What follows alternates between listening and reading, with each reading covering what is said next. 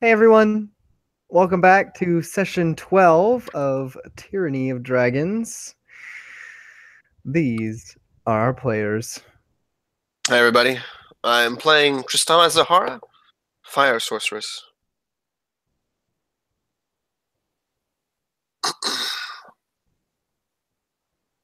Oh, did you say something, Molly?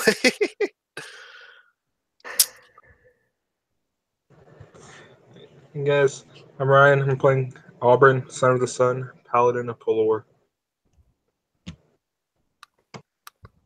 Well done, boys.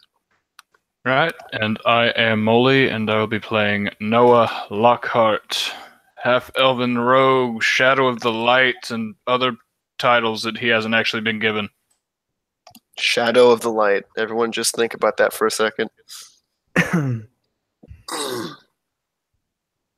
we'll give it a moment of silence. Shadow of the Light makes a lot of sense, though. Okay, we're Whatever gonna you say, buddy. jump right in here. Huffels. Hold on to your butts.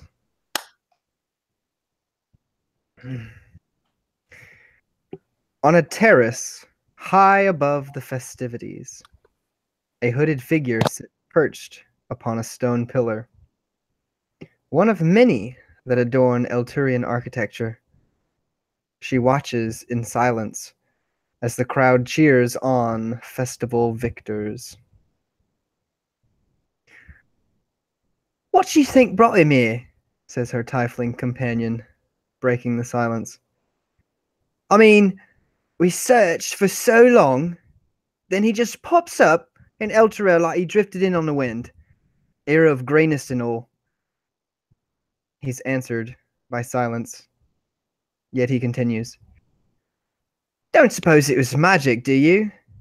And what of his mum? Old Evelyn's still nowhere to be found. The hooded figure jumps swiftly from her perch, landing with ease beside the tiefling. After a moment, she speaks.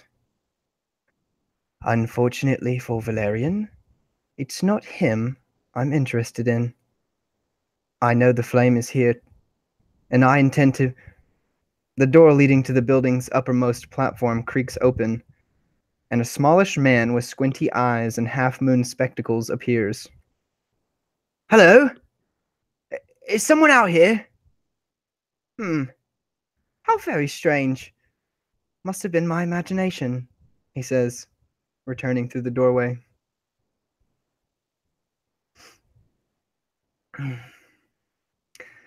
Auburn, I believe it is your will that you make your way to the arena. I would. I also send word for my female companion in the library. All right. The arena is alive. From every corner, excited townsfolk watch the daring combatants face off against exotic beasts for a chance to claim fame. The arena floor is circular and made of dry, well-worn dirt. Many closed gates surround the inside of the arena. The growls and screeches of monstrosities emanate from within. Upon registration at the front gate, a short man, dressed rather fancifully, explains, as you are the last to enter, you will be the last to compete. There is only one rule for the grand tournament. You must put on a good show, yeah?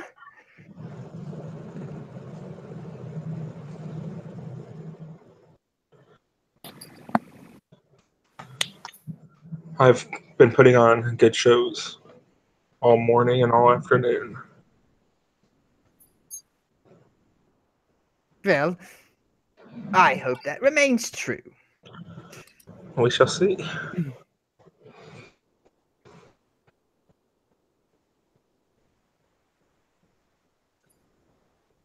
Oh, mind blank. What did I decide on for you to have to present to enter?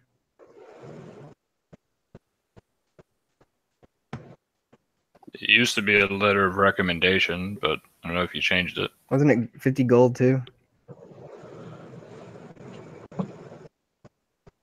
I hand him 50 gold. Was that what it was? Yeah. All right. Rip me for that. He takes the gold pouch and puts it in the lockbox. If any of you had actually played Oblivion, this is very much like the arena and the lockbox outside of it. I actually saw it in a video I watched earlier today, so I know what it looks like. Hey. Anyway, proceed this way, as he directs you into the arena, and Aubryn and Tristana, you're directed the other way as he descends into the underbelly of the arena, and you to the audience. Should Yeah, you so wish. as me and Noah are kind of like walking through like whatever hallways, I'll start a conversation. I'll kind of look over to you, Noah. I thought you were planning on entering the tournament. What happened? Lose your nerve? Eh. Me? Nah. Just wanted to watch a spectacle from... What the hell is going on with me? I just wanted to watch a spectacle for myself and see how... see what exactly he's fighting, and knowing Aubryn, I think it'd be pretty funny. Just saying. You're scared to fight Aubryn, aren't you? What? No. Are you kidding me? I just wrestled him like an hour ago. Tell me, did you win or did you lose that wrestling match? Let me see. Barely. Oh, that's right. You lost. Yes. Yeah, barely. And before that wrestling match, I distinctly remember you saying, "Oh, I'm going to go into that tournament. I'm going to win." Shame on you, Noah. I think you could have won. Anyway, Okay, whatever. we'll still root for Aubryn, though. Whatever, Tristana. I'm just curious. I'm just teasing you, Noah.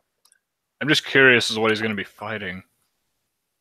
I thought he'd be fighting people, like other challengers. No, I think he was saying he's fighting some kind of monster. Oh, this will be interesting then. Yeah, right? That's what I wanted to watch. That's why. And then we go into the crowd. And Noah rolls his eyes, and we continue. of course, when you emerge up into the crowd, you can see the display that is taking place on the arena floor. Many contestants enter the arena before you. Some fight wargs, others bears, and even a cockatrice. But one thing remains constant. All of the competitors, until now, have either surrendered or been killed. The tension in the arena grows by the minute, as there has been no clear champion. Word of the most brutal tournament in memory wriggles its way into your ears.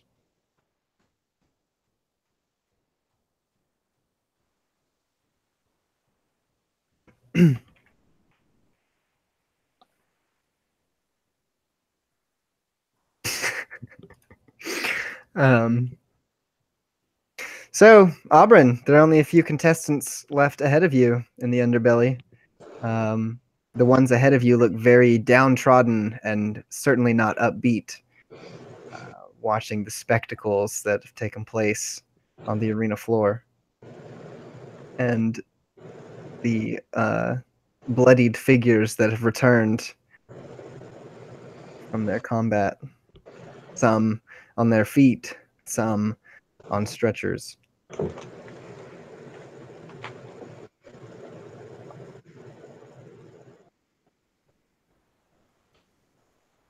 Aubryn would watch as they pass by, saying a prayer for each one to implore that they recover from their wounds.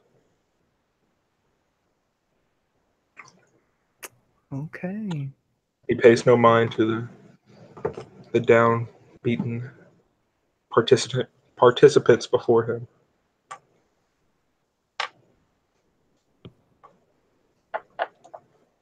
All right. He awaits his turn. Alas, the time for combat approaches. Albrin, and you are ushered into the arena. So, Is let it me. one combat? What's that? Is it one combat or will it be multiple? There's more than one round, and you know that for sure. I'll just go ahead and tell you there are 3. So I'll have to make it through 3 rounds before the champion fight or whatever. Right. Okay. Let's just say you know that. Alrighty. We might have a problem because I had a Google. I had like a Google drawing thing, you know? Let me see. Go away. Oh, you did. I did, yeah, for the arena, just to make it a little bit more like you can see it. Sorry, that is one thing I forgot. So let me find it. And just in case, for whatever reason, you need this. All right, Molly, it's time for our filler. All right. Yeah, Okay. that's fine. So, Molly, what do you think of these events so far?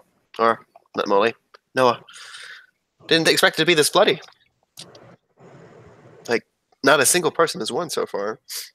I haven't been here before, but that doesn't seem normal, does it? No, not really. I mean, this is weird. I haven't seen anything like this. It's a weird spectacle. It is a bit more serious than I thought it would be. How many people died? At least 7. At least 7. At least 7. From the time we've even been here, like, who knows how many before that? To that cockatrice? I mean, they have different monsters each time. So, Well, no, but did someone die to a cockatrice? He probably turned to stone, you know? Is he there? Like, if we go down, like, if we go in the hall, is You he can there? look at the arena. Is he in the arena right now? No, he's not in the arena. He's Well, probably obviously he's not in the fucking arena, Tristana. I mean, I think we... Hey, Lo, did you get the link? I meant Huh? if we went to the room. Did you get the Oh. link? Oh, is it from last time? Yeah. Yeah, do that one. Don't worry about the one I just sent. All right, good filler, Molly. Good filler. Do the one that Ryan sent in the comments All of or us? chat. Foreshadowing, bro. No, you just get to watch what's going on. Foreshadowing, bro. All right, I'm gonna screen share my thing so the audience can see. Just Molly, let... you got some tokens? Yeah, I can put some in. Thank you. I'm gonna screen share so the audience can see. Yeah, bro. Good idea. And by audience, I mean future me, future you, future Molly, future Ryan. You can leave me out of it. It's okay. Oh, okay, that's fine.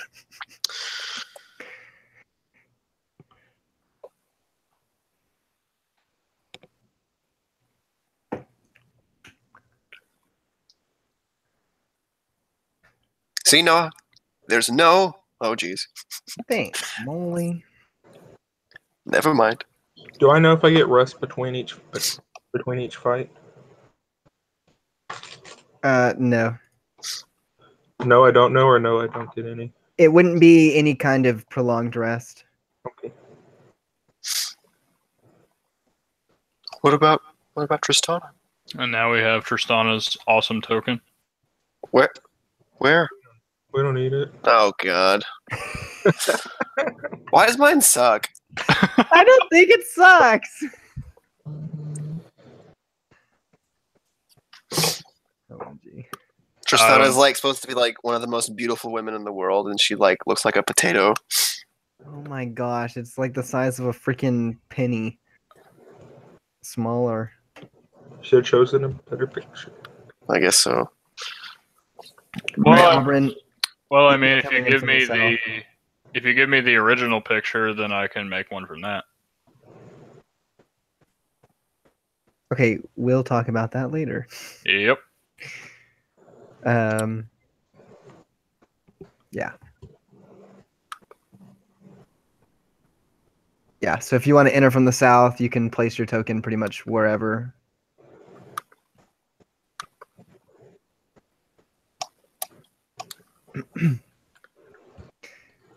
Okay, so a lone trumpet marks the beginning of each combat.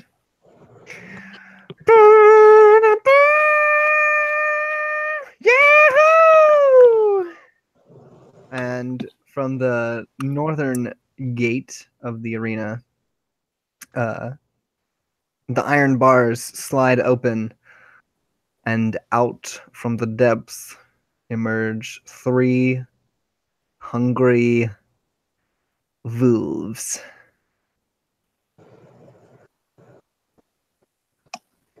I cast heroism on myself before I do anything. Okay.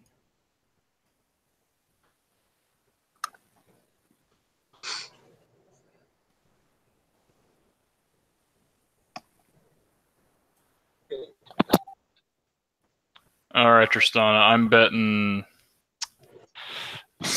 12 seconds.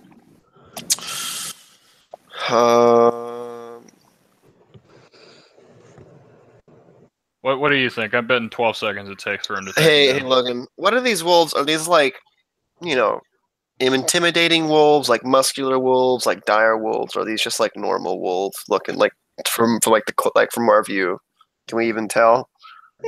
They look like, they might have come from like the Wolven School of Hard Knocks, but that's about it.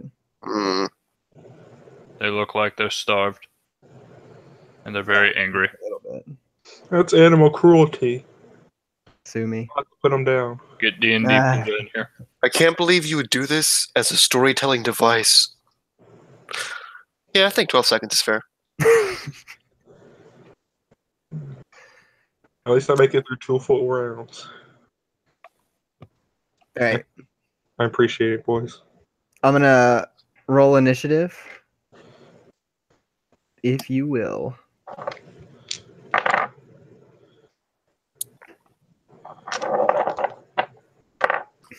And they're off to the races, folks. Am I in direct sunlight? You are in direct sunlight, That would be a 16 then. and they have an 11. Actually, it doesn't matter. That's a 15. So the turn is yours, combatant.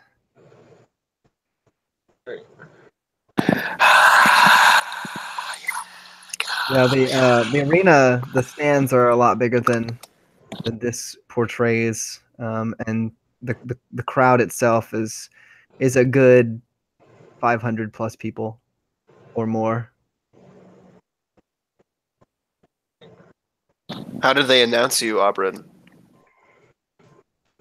I guess that's a good question. As you walked down into the sands. And in this corner. You should ask the announcer. Well, you probably would have told them, The German man who took your money at the gate stands next to the trumpeter atop kind of like a little parapet, and he pulls, kind of unrolls a parchment, reads at the bottom, "The Albrin, son of the sun."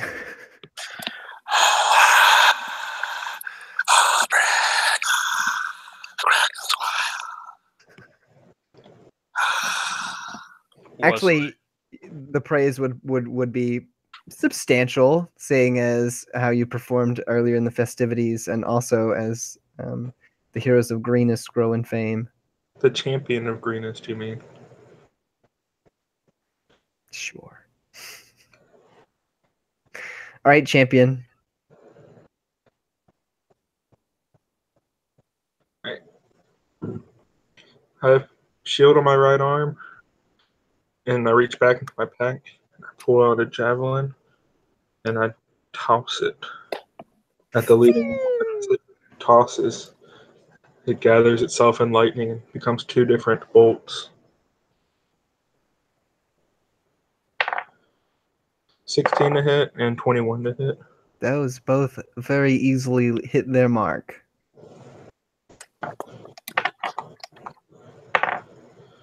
That's going to be 4 damage. To the first one? Yep, total. Oh, and I rolled 2 2s. And the second one? They were 2 each, so 4 They were- total. To one wolf. Yeah, that one. Got you. Little forked lightning going on, and my pen not working. Thanks, pen. Okay, so the wolf, kind of taken aback. Yeah, go ahead and fill it in with the. Yeah. Kind of taken aback, and shrieks in pain as dogs do, and they rush to attack you as soon as you finish your turn. Well, shit, I forgot he had that javelin. Keep your chest, Aubrey! I'm gonna back up a little bit further and hope that they can't reach me.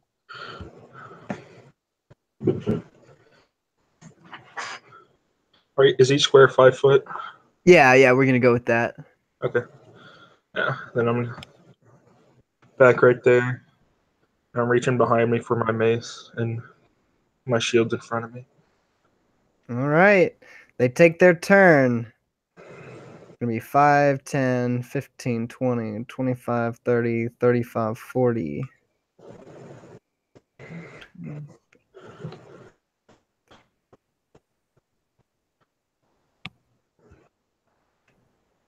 And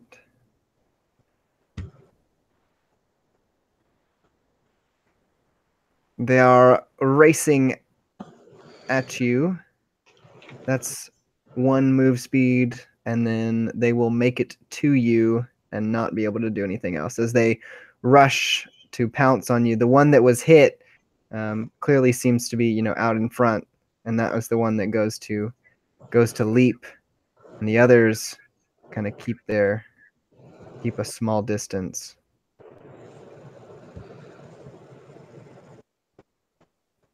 We'll just put him in front of you. It is your turn. Is that gate to my right? Could they stand on that, or could I stand on that? Or is Just that imagine that it's like not there. okay? Yeah. I just want to make sure. Yeah. Bash their skulls in, Aubrey! Oh! Hearing Tristana's one-of-a-kind voice. Yeah, she's like a really super involved stalker mom. Like in her hood, she's like covered up, but totally kind of, I guess, not standing out, but you know what I mean. She's like on her feet, cheering for you. So I don't know what Noah's doing. Like Noah's looking up, like looking at Tristana, surprised that she's so animate about this. She like looks down. I really hate wolves. Gotcha. And Noah would look back.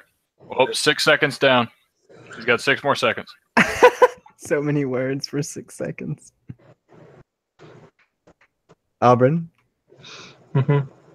Alright, so as I pull out my mace, the head, the balls, and the spike are overtaken with lightning as I hit the one in front of me.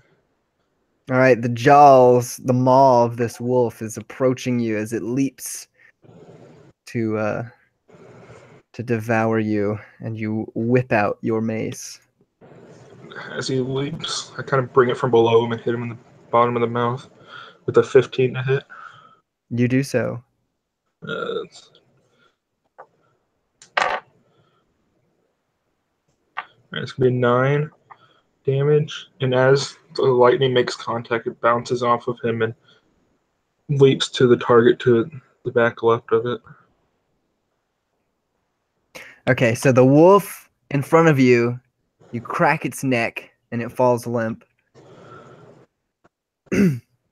And the lightning leaps to the wolf next to it for how much? That's 1d8, 6 damage. For 6 damage. Okay. And I pull my shield back up in front of me. Don't you have 2 attacks? That was a cantrip.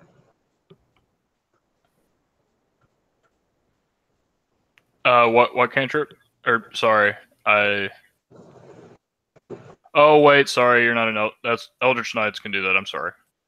Yeah.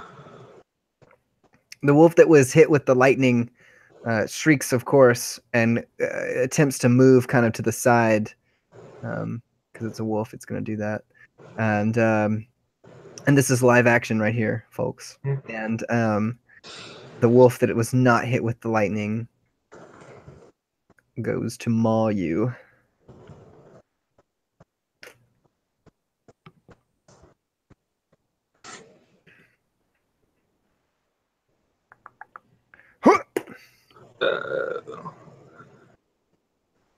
And it's going to fail.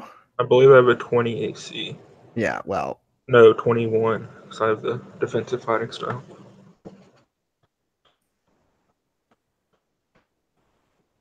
Yeah, and it's going to miss. As the next one rushes toward you. Crap. Emboldened by its wolven brother with a 21. Yeah, that hits. Spot on.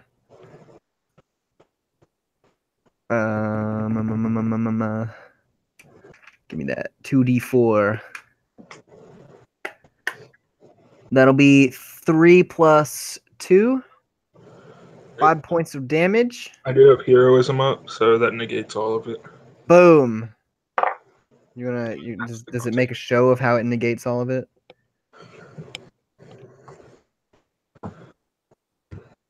What's that? Does anything happen?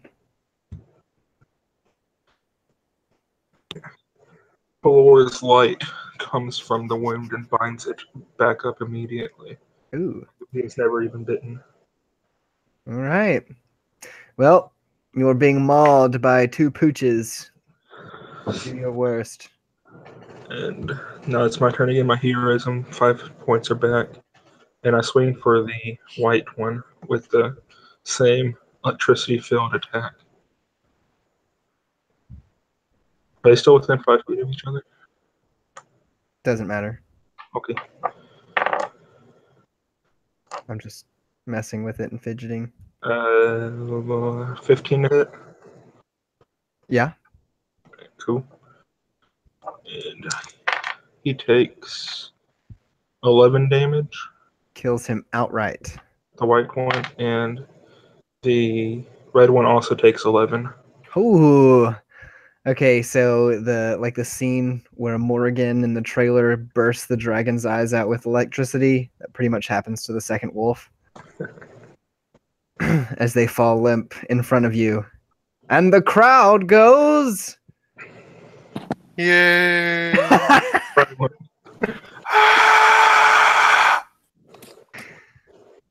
Well, Auburn and the the crowd definitely cheers, but this is not their first pack of wolves that they've seen be defeated. Good job, Alfred! And Tristana goes streaking across the Across the arena. field. And everyone loves it. Noah, drowned out by the scream, says, "That was 14 seconds." Ouch. Tough crowd. He's getting slow in his old age. Okay, Auburn, would you like to do anything? That's not really anything I can do, since I am full HP. I mean, are you comfortable where you're at? Am I going straight into another one? I take it you're comfortable where you're at. I guess I am. Does my heroism stay, or do I need to recast it? You're good. Okay. That's the question that I was asking. No, you're good. So yeah, the wolves go down. They give the crowd time enough to cheer and embolden you, and then of course the trumpet, and the gate from the north collapses again, and from behind, insert shape. Which shape do I want? Why not? The smiley face is my favorite for the big bads. If only it were a big bad. A teardrop. I'm gonna try and position it towards you. Look, boom. That's a speech bubble. No, it's a teardrop. Oh. It's falling upwards, Molly. From the underbelly of the arena emerges a hulking figure, very much in the form of a bear, but with the head of an avian creature. This is an owlbear, but no ordinary owlbear. This creature has 2 heads. Ooh.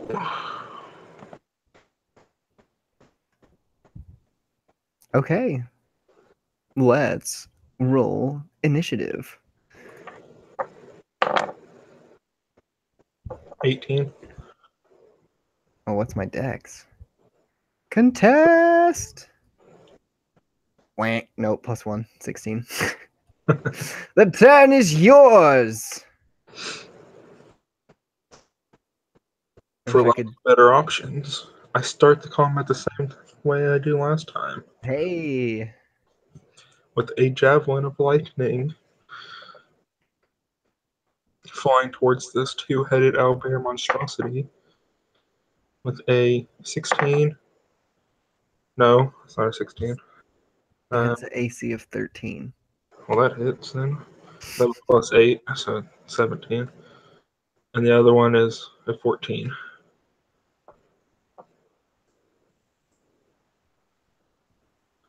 Okay. Lost my D10. I need a new D10. That's 5 damage total. All right. So we are at... Okay. And feeling a little cocky, Auburn pulls out his greatsword, his newly finished greatsword, Ho, ho, ho. and puts away his shield. His AC is now 19. Oh shit, he's bringing out the sword. I don't think of it. Have we ever seen him fight with that? That would be a no, Noah. Alright, well hell yeah. Go get it, Aubrey! Would you like to move? I like this fight. It worked for me last time. Huh? All right, you end your turn. I'm going to end up in the wall next turn. So, in a very similar fashion, the feral creature, screeching unusually for this kind of ursine creature, takes charge at you.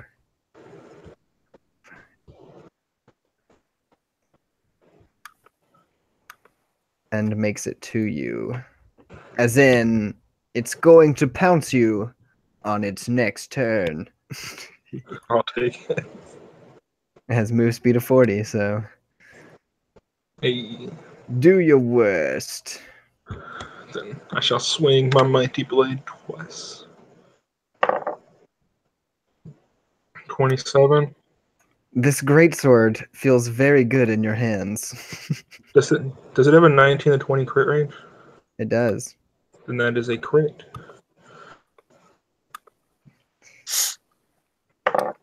And the next one is an 18 plus 7, 8, so 26. Holy mama.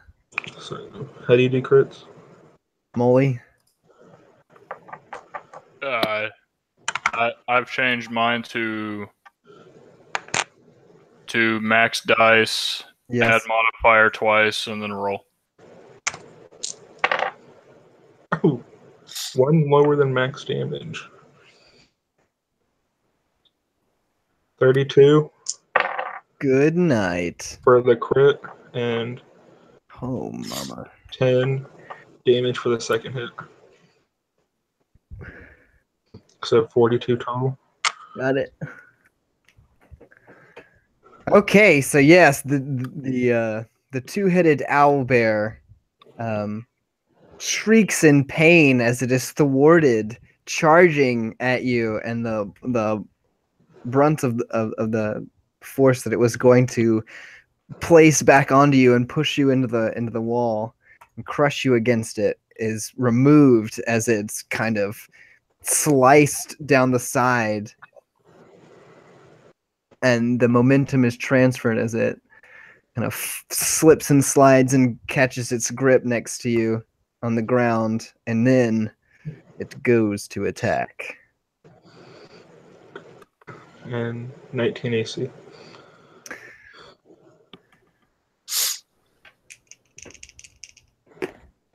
That's a crit and a miss. Tit for tat, says the owlbear. Twice because it has two heads.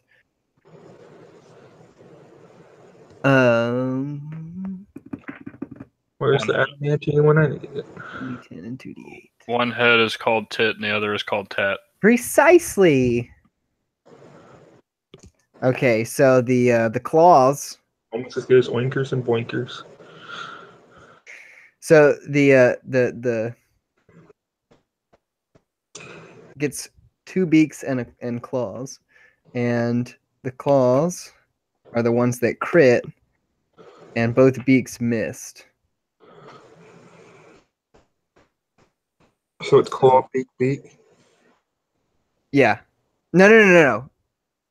Well, yeah. It doesn't really matter the order. Okay. So that's 2d8 plus 5. So that's 16. 21 plus 12. 21 and 10. 33. 33 damage. Yeah.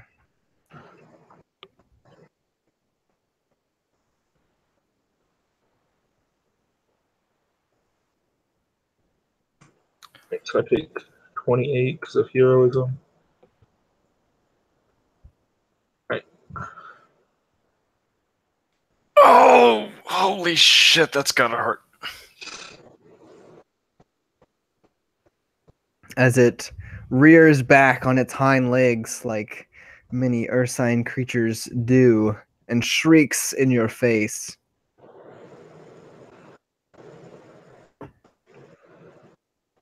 It's your turn.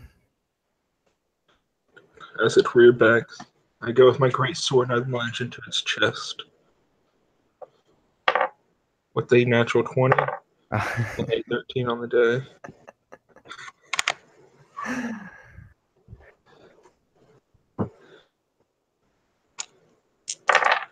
Got him.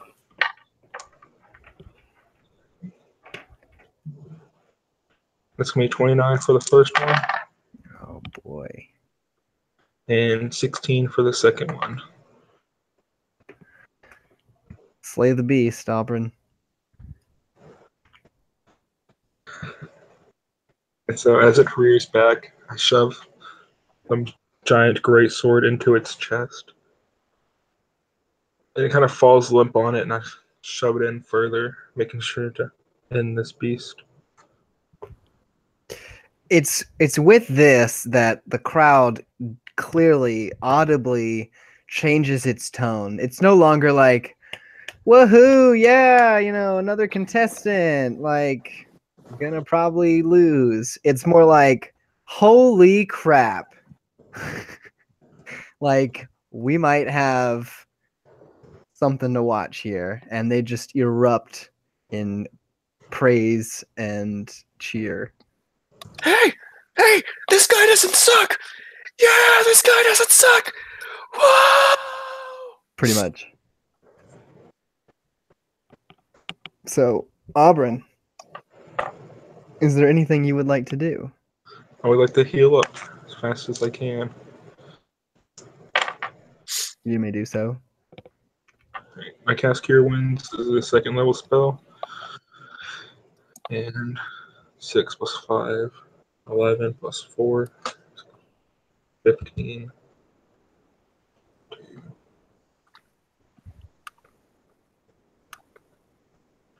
So while you're doing this, you can hear the shackles of chains and the roar of a large creature from behind the northern gate, and many men shouting at each other, orders and tugging on these chains. Do I have time to cast it again? Cast what again? Cure Yeah, you've Wounds. got time. They're like getting something in position. Gotcha.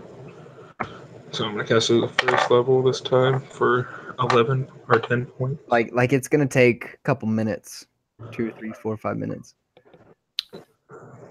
Then I'm ready. I'm back up to 79. Yeah, Noah would actually ask some random person beside us. Has that been the same for every person? Like wolves and then owlbear? No. Were you not here earlier? No. One of them started out with a boar. Another one with there was this one poor sap who actually was rather devoured by a Periton, of all things. I haven't seen one of those in ages. I don't even know what that is. Okay, so it's just random, but tears. Got it. All right. And have you heard that thing yet? Pointing at the gate. No. Auburn, pray to Pelor, would you? I gotta take a bathroom real quick. Bear back.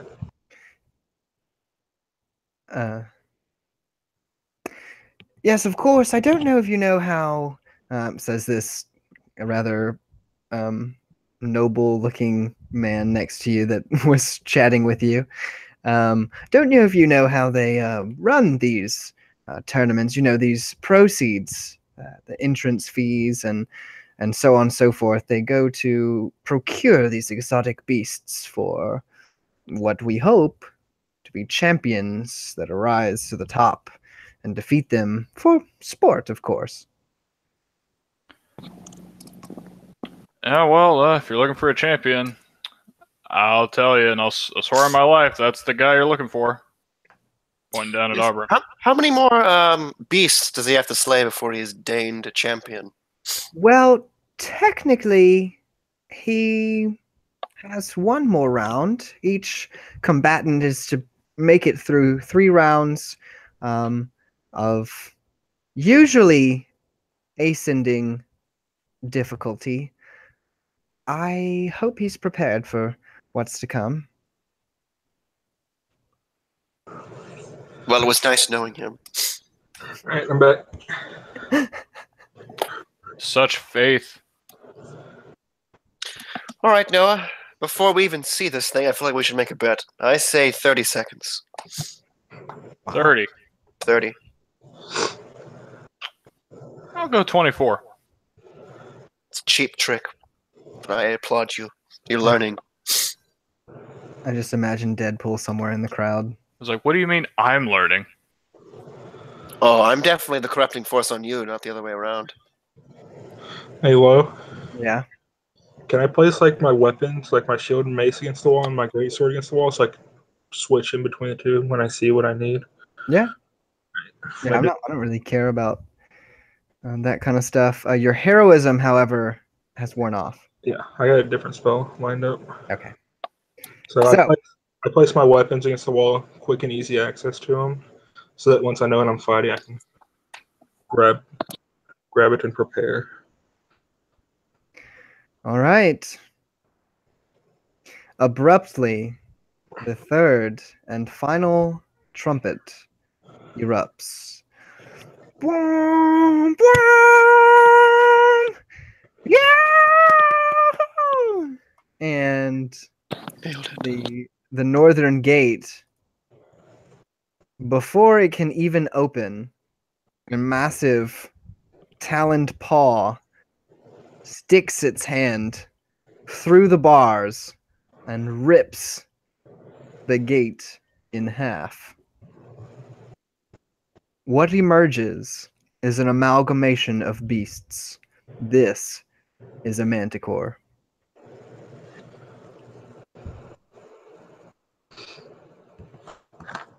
Clearly, the crowd is hushed as soon as this happens. It's ugly. Ugly indeed. We're gonna make it Pac-Man. I'm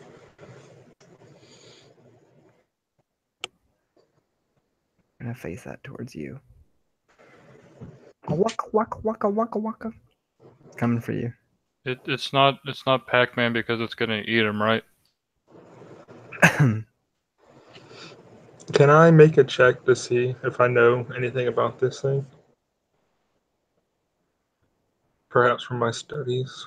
What kind of check? Oh, God.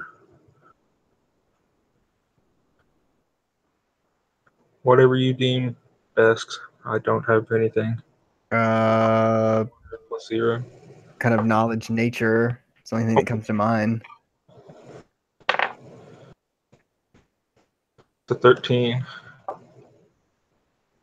Oh, let me see what you need. I'm more looking for if it attacks with speed or with strength. Ah.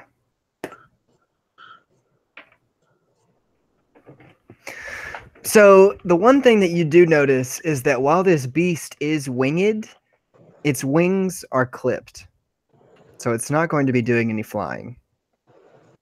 That would tip the scales into more of a strength aspect, but that doesn't mean that it's slow by any means. Gotcha. Alrighty.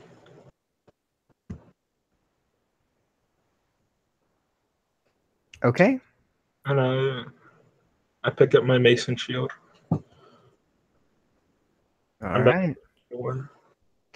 So, initiative. 11. Manticore is up.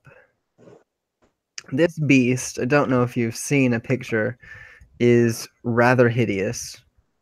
Amalgamation of lion, scorpion, looking scaly and furry all at the same time, with this kind of like maw that is misshapen and fanged teeth, paws the size of your chest, kind of thing. I'm gonna make it a little bigger on the map. So it takes off towards you. And as it does so, it seems like every 3 or 4 it kind of leaps every 3 or 4 steps, like it's attempting to fly straight towards you. And of course, like the creatures before it, it is able to make it to you, but not act.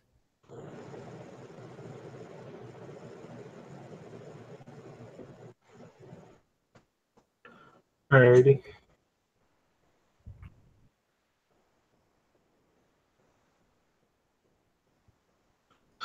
Sorry. Let's see.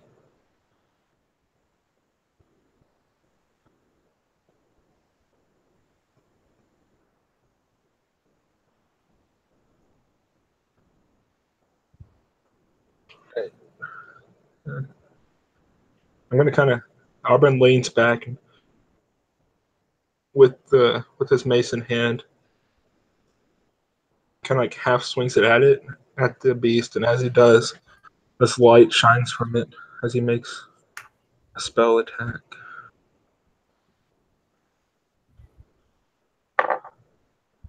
Uh, 16 plus 8, 24. Okay. As I cast Ray of Enfeeblement on it.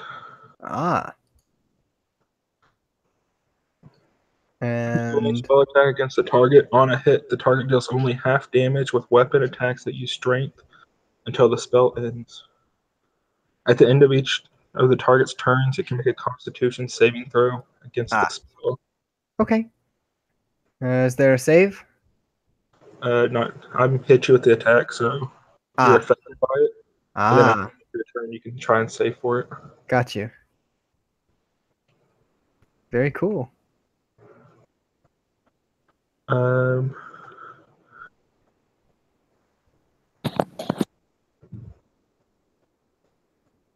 If I flip the coin now, can I use the effects on my next turn, or is it this turn only? When you flip the coin, I believe it is a bonus action to use immediately. No, you can use it the next turn. Yeah, so if I It's go whatever. Yeah, it's fine because it's just a bonus action that'll happen on your next attack or turn, whatever. Okay, that's what I'm gonna do. The next time you use it, technically you could flip it now, and if you didn't attack for 5 rounds, you could still use it. Okay. Then I'm gonna do that real quick. Bing! I would Yes. really love it if you actually flipped a coin, but you're good. I flipped a water bottle cap.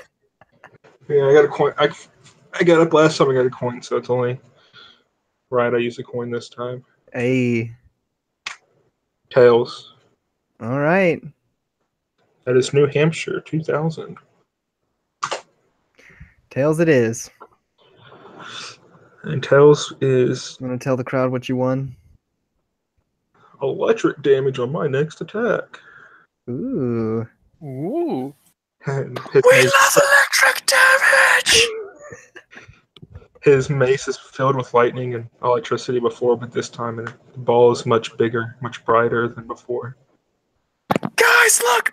His ball is much bigger this time! It's also brighter. It's quite shocking.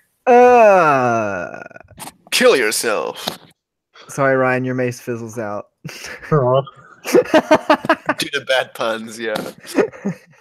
A single tear falls. Okay. You see Noah, and he is not sorry. So, that is your turn, correct? Yes.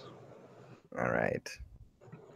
The Manticore, not interrupted in its charge, attempts to pin you against the wall. Let us duel. It's gonna be a 15. Crap. Sorry, Ryan, that's a 21. That's okay. So this large creature forces you up against the wall, pinning you there and rending you.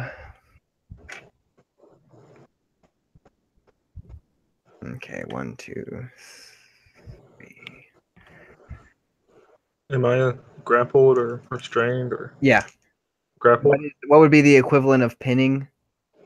Grappled. Yeah, then there you go. Right, you are not prone though. Does that make sense? I'm just against the wall. Yeah. Okay, as it goes to snap at your face, one breaks through. That's gonna be 9 points of damage.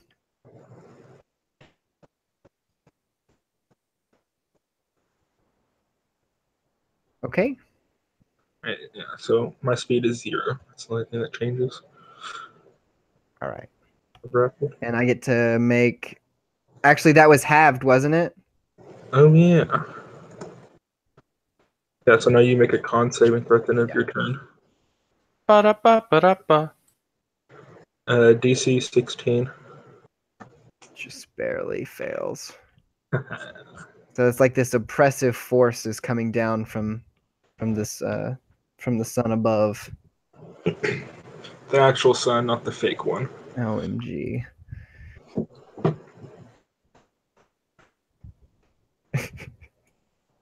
Okay, Ryan, Auburn. Auburn, with little room to maneuver, he swings his arm, his mace full of lightning. 18 to hit, Hits. and then he brings it back for a second one. 21 to hit for the second one.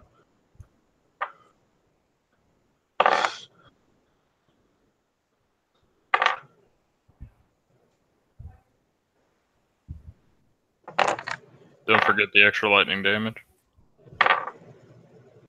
It is 34 damage total from 2 attacks and my lightning damage. Okay, Manticore doesn't like that. You know, we're gonna throw a smite on top. Oh, I already wrote it down. Fine. I'll wait till next time. Thanks for working with me, Ryan. I'm keeping that roll. Lol. Deal. Okay. Are you good? Mm-hmm. Okay. So Manticore is not happy with you. And to show its displeasure, since it has you grappled, it goes for your neck. Ooh. So with a 23, it bites for your neck, Aubryn. And as it does so... A light of Polor gets in its way and I cast shield. Ha! I now have a 26 AC. All right. So as it does so, it's like this like physical hard light appears surrounding your neck, and the maw is unable to close around it as it struggles, and all of its muscles push you up against the wall, but unable to accomplish what it was attempting to do. It instead leaps backwards off of you, and in a very strange looking manner, it takes a couple strides and goes behind the pillar.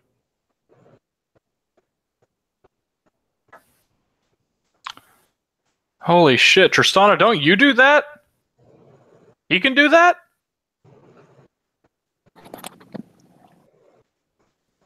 It appears so.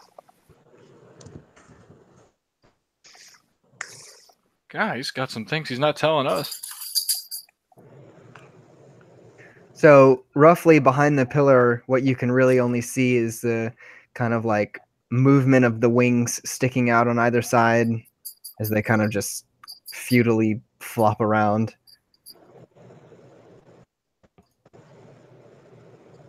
It is your turn, Aubryn. Make your save. Con save, DC 16. Success.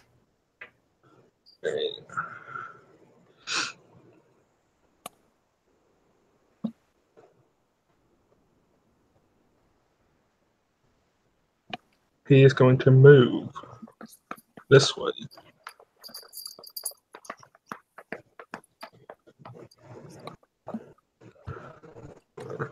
One second. I have too many spells that I don't know what they do.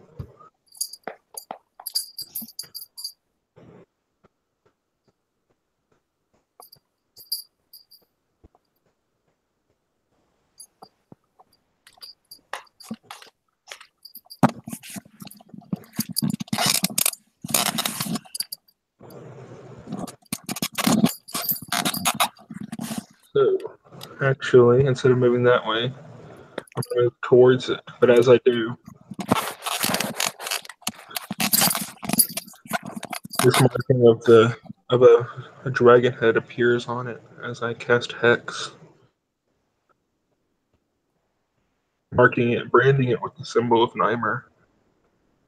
This glorious bronze head. And you have disadvantage on strength. Strength ability checks. Okay.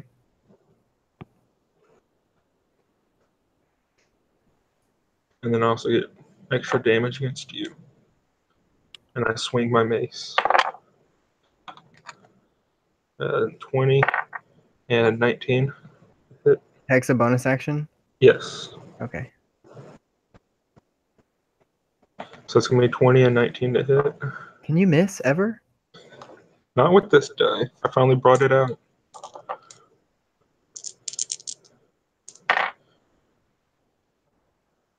It's going to be 8, 10, 18 damage plus 2, 20 plus 6, 26 damage.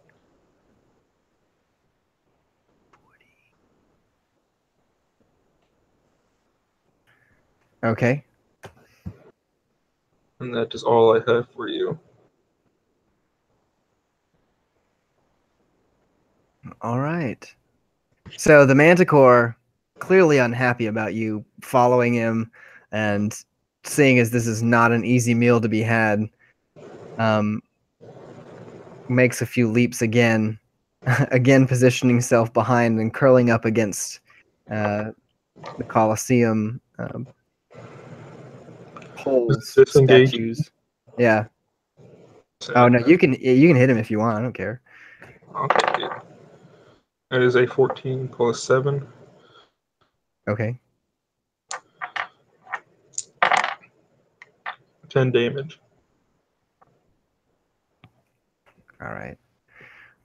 He kind of curls up next to the pole, and his tail elevates like above him, arching over his back as he flings this kind of like barrage of spikes in your direction.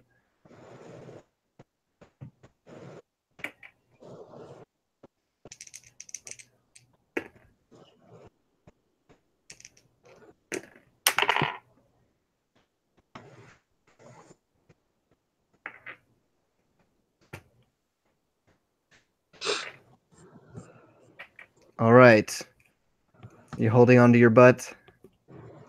My butt Because you just should clenched. be.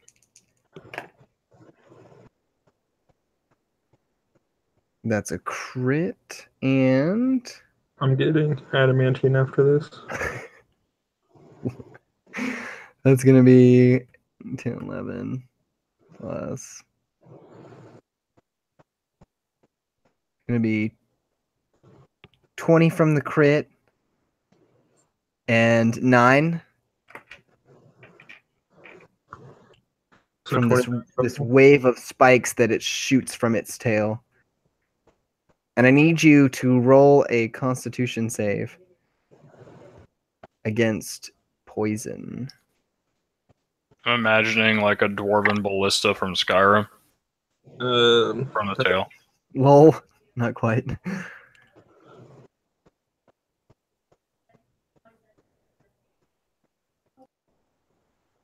That will be a 14.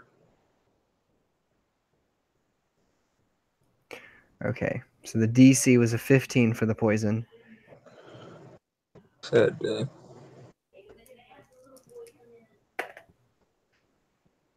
Effective immediately, you're going to take 3 points of poison damage.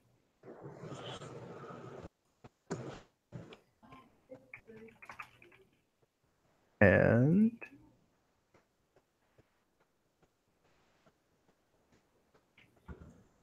hold on.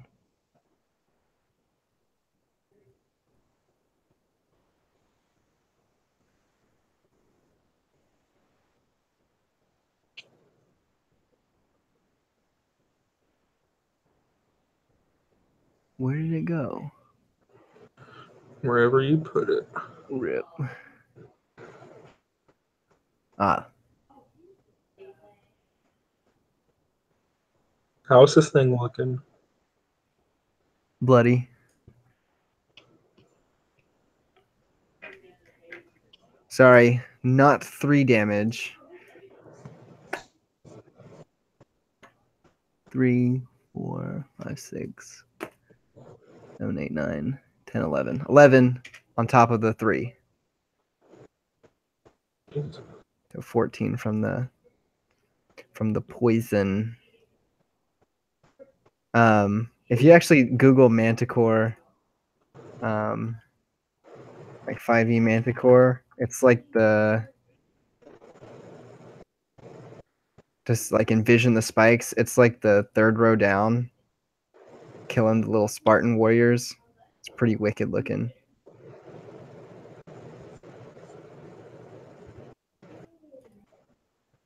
I see it. Yeah.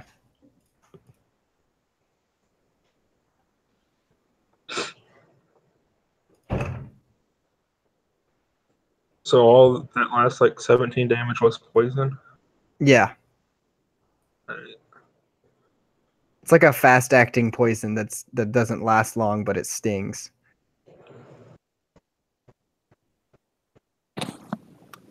So it's not gonna affect me next round, or am I poisoned? No, it does. It doesn't. It's not going to affect you again after that. I don't know about you guys. Yeah, but I was like, this is how I do the Manticore. yeah, I prefer Hey. Wesley. This is way more terrifying than whatever version you just made up. I imagine Logan's face on it too. Oh has- my god, It that's has, even worse. it has a mustache. It does have a mustache. Golly. Okay, back to the fight. Jeez, that is terrifying. All right, Ryan, the turn is yours. I too shall take shelter behind it, and my hand glows as the light of Polor starts to seal my wounds, and I use my lay on hands. The crowd is literally on the edge of their seats.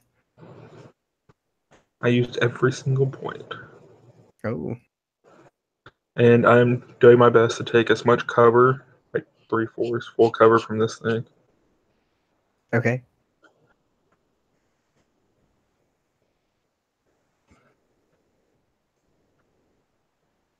That is all I have. All right.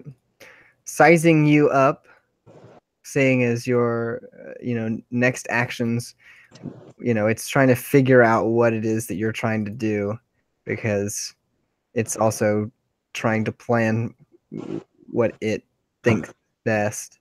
And in kind of this like quick little like couple leaps, like whoosh, whoosh, whoosh, whoosh, it makes its way to this pillar in this weird looking like serpentine style movement, but of course carried out by these lion-like paws.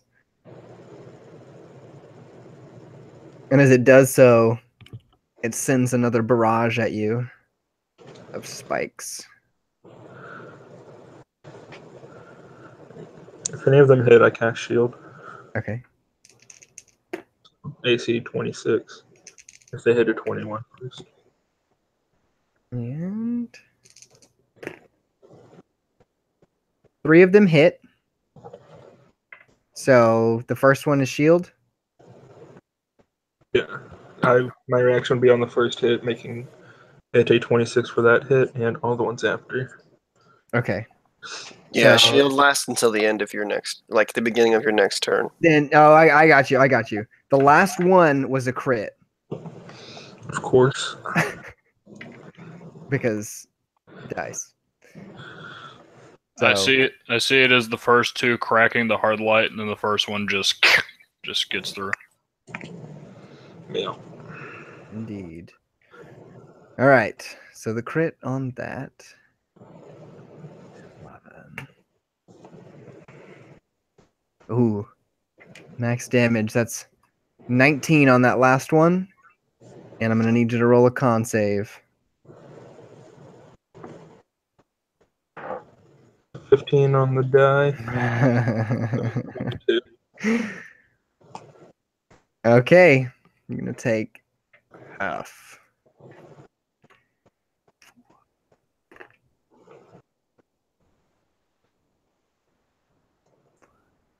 This guy's worse than Side Wrath. That's 13 and a half. What are you trying to say?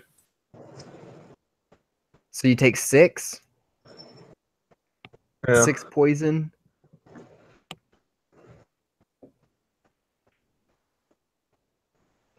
Okay, the turn is yours. How many seconds is that, Tristana?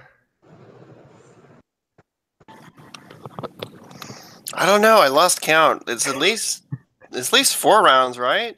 I'm pretty sure that was 24 seconds. Yeah. Yeah. So I don't know. Somebody's gonna is no. I wasn't keeping count. I kept count for the first 3, and then I lost count. Or first 2, I mean. Pretty sure that was the 4th. Oh, that's a crit. Oh, crap. And a 15 from the second attack.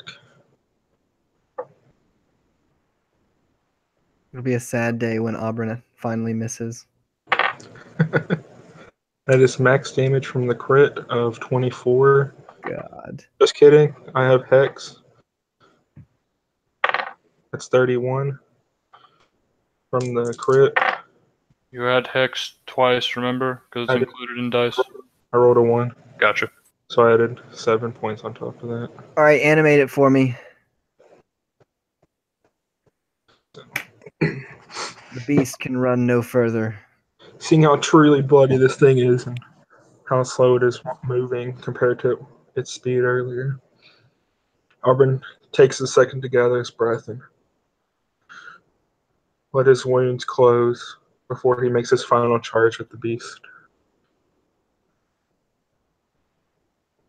Swinging his mace with the might of Pullor behind it, he aims for the center chest, aiming to crush its torso. And you do so. As a sickening roar erupts from the creature, and its greenish, gooey blood oozes out onto the ground. And the crowd goes wild. You see Auburn falls to a knee beside it, using his mace to kind of in the ground to hold him up as he takes a breath. And the trumpets, the trumpeter, kind of lets out, this kind of victory, dun dun dun dun, and like the crowd hasn't been this energetic all day long. Like this means like, wow, we've got a real champion here. The champion of greenest. And wherever we are. Wherever we are. Elturel. The champion of greenest and Elturel. The standing ovation is... Where am I? Is, however, interrupted. As you slay the mighty manticore,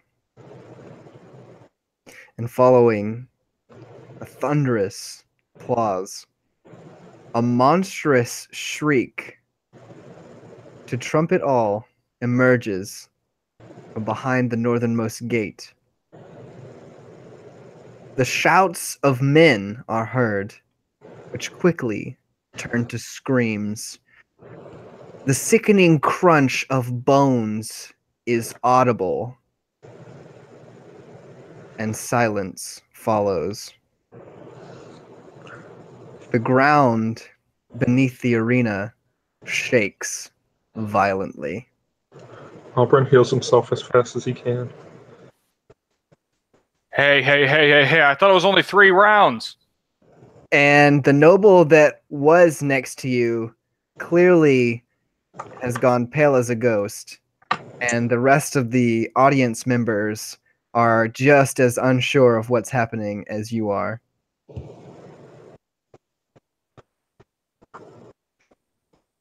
He says, as you were talking about the calls of monsters earlier, that is no ordinary monster.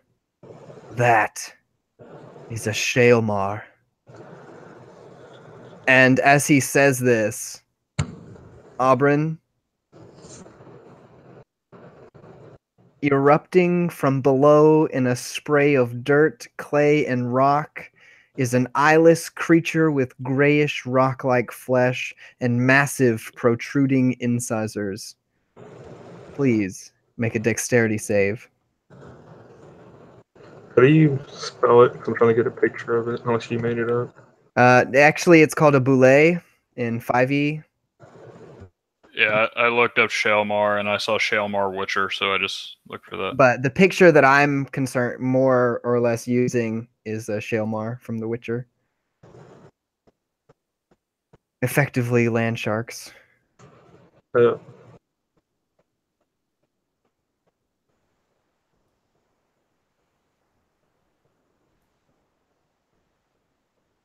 That's disgusting.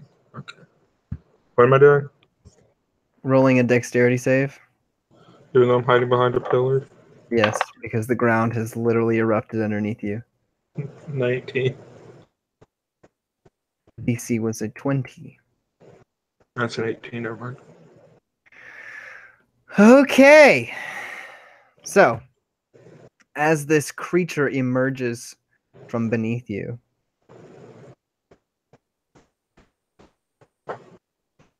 there it is. You are knocked prone. Not to mention there's this like 5-foot diameter hole now in the ground. And this creature is large. 12 plus 4. 16. You're going to take 16 points of damage. And you are knocked prone. Let me place the creature on the map.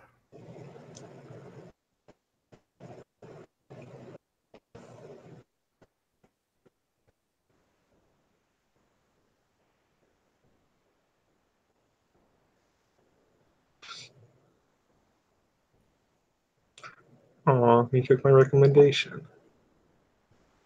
I did.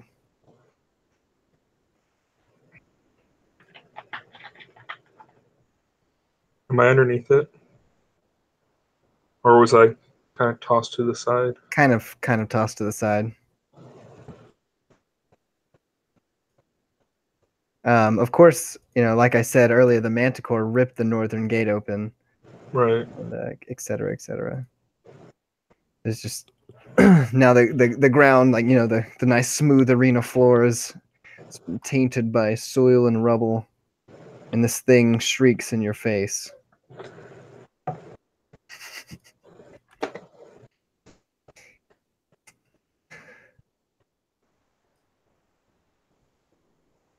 Okay, let's roll initiative. Yeah, this seems like part of the festival. 11. Yeah, no, I'm rolling as well. 16. Hold on, let me get my little dice roller thing out. Hate this. It's at a 12. It's at a 12? What do you mean it's at a 12? I rolled a 12. It got a 12 for its initiative. I rolled a 19 plus 3, so 22. Rancho. Okay. So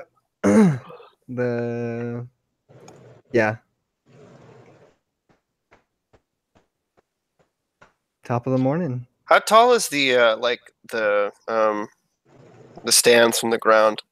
Like if you were to jump down from the bottom, think like 10 feet? Abshire Stadium. It's Okay, probably it's probably like like 5 7 or 8 feet. Yeah. Okay. Not that bad then. No. Okay, so I'm the first one, right? Yeah, Yeah. you were at a 22. Okay. This is so hard. I don't know. Okay, I know what I'm gonna do. So as me and Noah are kind of running down the stands, I'm gonna turn to Noah. Noah, do you have any extra swords? I have a dagger. Oh, that's the same thing I have. You're useless. And she's just gonna dash. Oh, I forgot. I was picking. I gotta go over to the screen now. 60 feet closer to him. So we'll just say that's 5 feet from here to there because there's no like squares on the stands. Is that fine? 10, 20, 30, 40. It's not 30. 10, 15, 20, 25, 30, 35, 40, 45, 50, 55, 60. Okay. She's going to run like a straight line over here. Still has her hood up. And she has her dagger in hand. Oh, this is going to go so poorly. The one time I need a sword. My two-hander's against the wall near me. I'm not gonna use a freaking two-handed sword. Just saying. Oh my gosh. I needed his short sword. This is just fantastic. Oh, that's it. All right. Noah. Yeah, so Noah is like, I only have daggers. Ugh. And he jumps down and immediately using his bonus action to dash. Can I make it to it in 90 feet? I don't know. Count the squares. Okay. I'm not gonna do your job for you. 60 feet's to me, so I'm yeah. sure. Yeah, I'm sure I can make it. Yeah. Also, I put 5 feet from where we were at in the crowd of like the thing, so I'm still sure I can make that. yeah. All right. So Noah with this, ungodly speed immediately just completely dashes over there and goes for his short swords instinctively, finds nothing there. It's like, shit.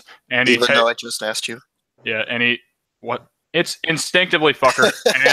and he takes out these 2 daggers, and Auburn's prone, right? Yeah. All right, so Noah, if possible, would get over like in front of Auburn and immediately slash at this thing. All right, and I think that's a 20. Okay. All right. 46 for sneak attack. All right.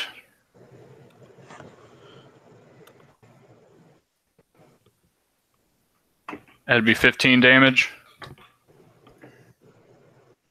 Alrighty.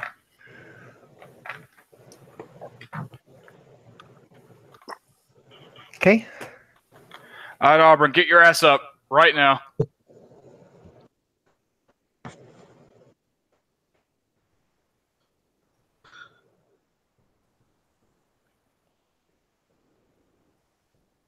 All right.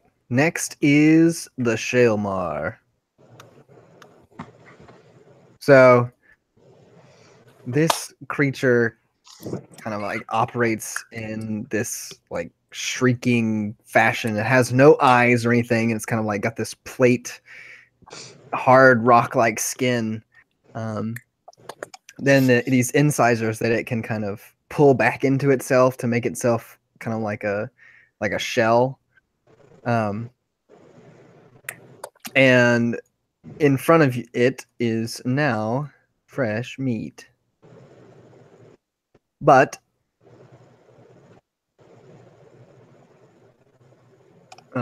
confused by the hysteria going on in the crowd and all of this kind of arena bouncing back and forth, the sounds, this thing navigates via sound, and it curls up into this ball and leaps forward, rolling straight through you all, smashing up against the wall. I dodged it. Is this a dexterity save? Yeah, I'm gonna need you all to make a dexterity save. I was about to say.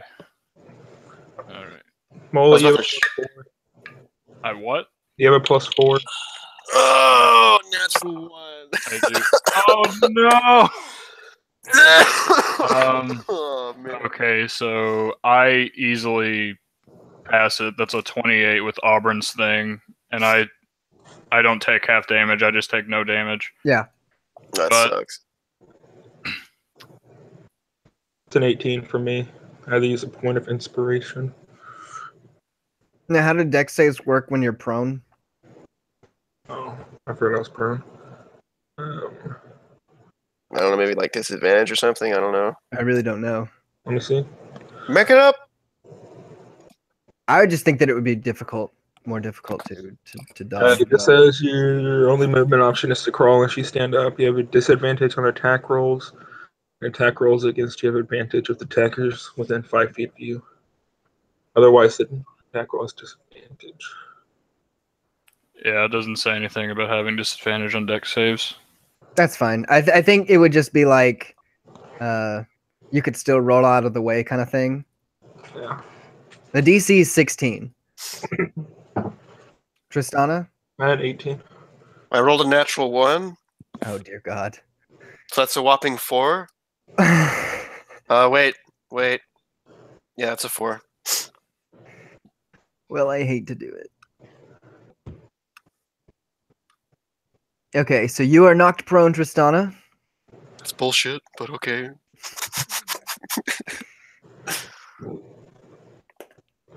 If I was 18th level, it would be 30 feet, and you would get my +4. Oh well, wouldn't take- matter anyway. 10 bludgeoning damage. Seems unnecessary, And- but okay. 9 slashing damage, Also unnecessary, but okay. and you are prone. And Auburn, you're going to take half of that. I wasn't listening. 9 and what? 10. So 19 halved. You're going to take 9 damage.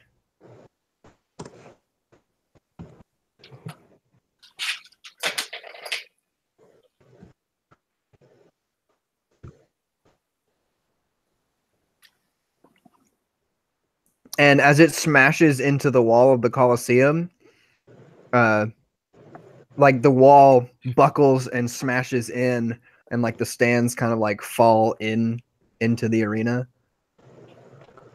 I'll even put something down there.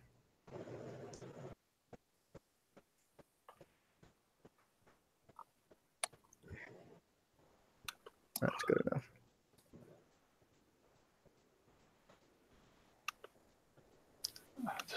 I'm vaguely remembering some kind of boss. I'm vaguely remembering some kind of boss battle like this, but I don't remember what it is. It's in The Witcher. It sucks. This is one of the hardest fights in The Witcher. Kind of looks like he has a little like off-center afro. Cultural appropriation.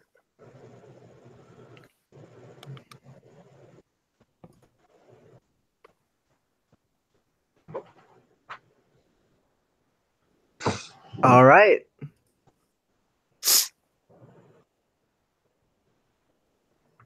Clearly, though, the Shaelmar is a little bit disoriented.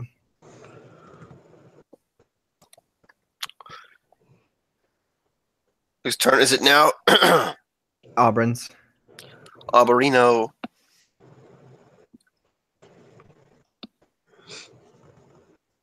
Paparino. Face to face with this thing, I notice it doesn't have eyes. Do I know how it senses us, or do I need? Yeah, yeah. Through both tremor sense and sound. Lots of sound.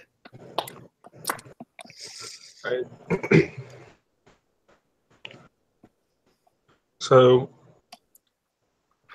Albert reaches back behind him for a javelin, pulls it out, and once again tosses it at the target. And mid-flight, it forks off into 2 bolts of lightning.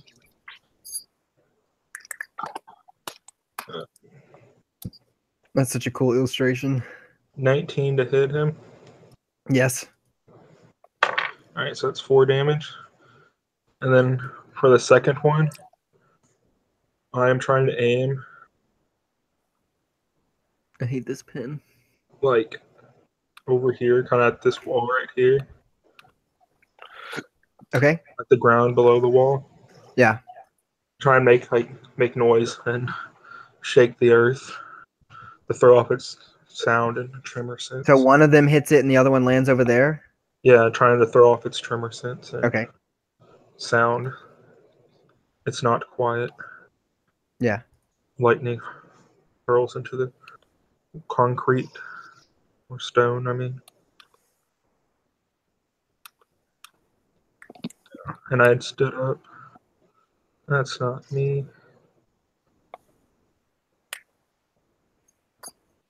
And I move here. I'm good.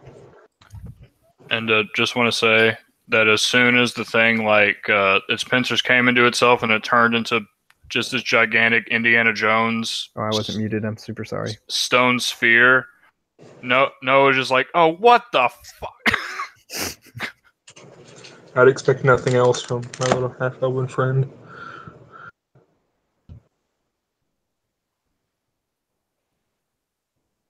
So as it's hit by your lightning, and then also the thunder that strikes the ground next to it, it lets out a massive shriek and turns towards the direction of the sound.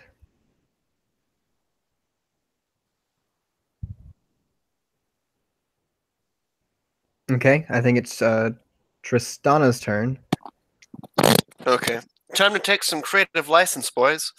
So from that hit, I gotta go over to the actual thing. Sorry. I was looking at my screen as opposed to like the actual drawing thing. So from that little spinny attack, I kind of see it as she gets kind of like knocked sideways 15 feet, and she kind of like rolls and lands prone. And then from that position, she kind of gets to her knees and gets up, all sandy, cut up, and dusty. And her hood is no longer over her face, and she's like, just rage in her eyes. And she knows that she was kind of doing it more covertly before. She thought she could do this without revealing like her identity, but at this point now, it's kind of seems like it's a bigger threat that needs the full fire mage artillery. So she kind of grabs her hands both kind of like maybe about half a foot apart from each other and starts just concentrating this flame that starts off as like reddish orange, and then it continually goes until it gets this white hot, and then she starts to infuse this slight greenish tinge that she got from her previous bout with David in there, and it starts to get this kind of sickly vortex looking like fire that's kind of like kind of like erupting, like the solar, like the sun, like kind of like the solar flares. They're kind of like that, but on a much smaller scale. It's just kind of this green vortex of flame, and she shoots it out after she stands up at this beast, just hoping to just wreck its hide with 8x8, and it's a DC 15. I think it's a dex save. Let me double check that. Oh dear. Let me double check. You're in luck. Yeah, it is a dex. Where's the freaking thing? It fails. Cool. It's a Constitution saving throw, so not a dex. It still fails. That's good. All right, bro. 8x8. But You ready? barely. All right, here we go. Woo! 32 points of fire, searing, acid flinging damage as it just kind of like pulsates super fast. I kind of see it kind of spinning, kind of like a football being thrown, but like only about like 5 foot off the ground, and I could see kind of like the sand trails kind of around it, kind of like turn. Well, I guess it's not really like a great effect because sand doesn't like turn color, and there's not like plant life around, so never mind. Well, but you know what I mean? Like it kind of like I definitely see it like this. Disintegrate. The rocks that are in its path kind of just like disintegrate, type of a thing. And the thing that's a little bit left of the column, maybe like that kind of a thing. I totally get like the sand moving out of the way, like yeah, I dig that. This is fire, correct? So I mean, technically, the spell. Don't get technical on me. I guess so. Just say yes. Sure. Because if as it's you fire, then I get to add my charisma modifier, which yes, makes it 36 points of damage. Because as you hit this Shaelmar with this fire, it kind of erupts from the inside as if it were being cooked inside of its shell. I hope so. 36 points? Yeah.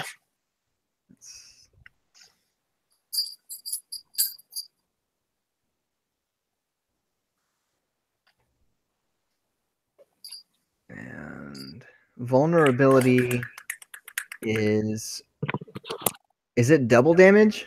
Double Yeah, damage. double damage. Half and double. That's 72 damage, right? Yeah.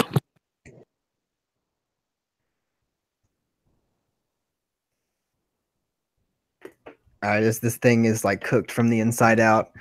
It's kind of like shrieking all over the place and staggering from side to side.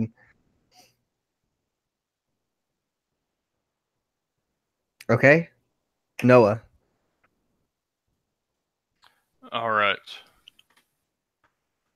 All right. So what Noah will do is he'll put one of his daggers away. He will dash over here, and he is going to take out his hand crossbow, and he's going to attempt to hit the thing in what I guess looks like its nose on the picture, like that little orifice. What picture? The one I looked at for The Witcher. Unless you're looking at a different one. I see you. I got you. Yeah. So he's gonna attempt to do that.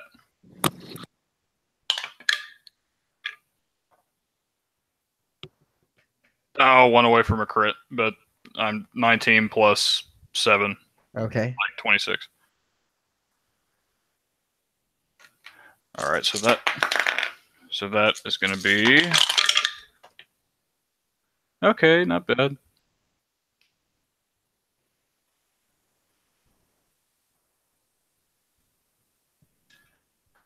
That'd be 22 points of piercing damage. And Noah, after that, is going to go ahead and duck behind this pillar. Right here.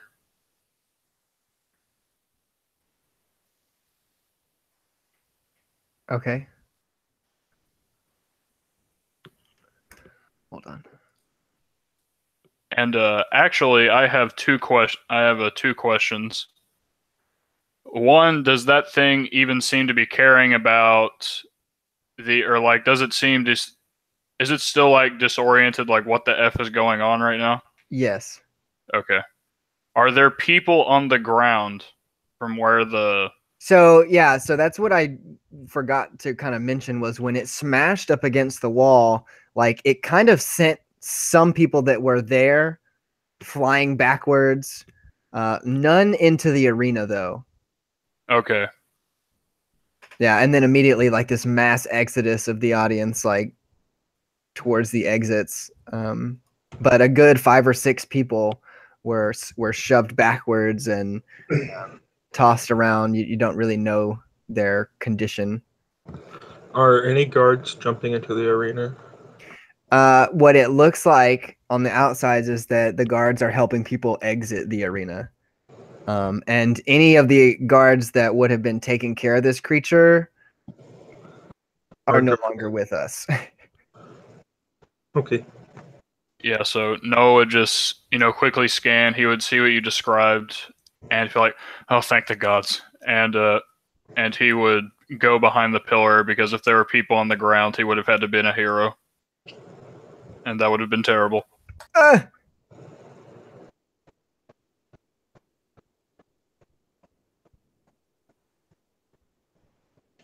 Okay. Can't have that.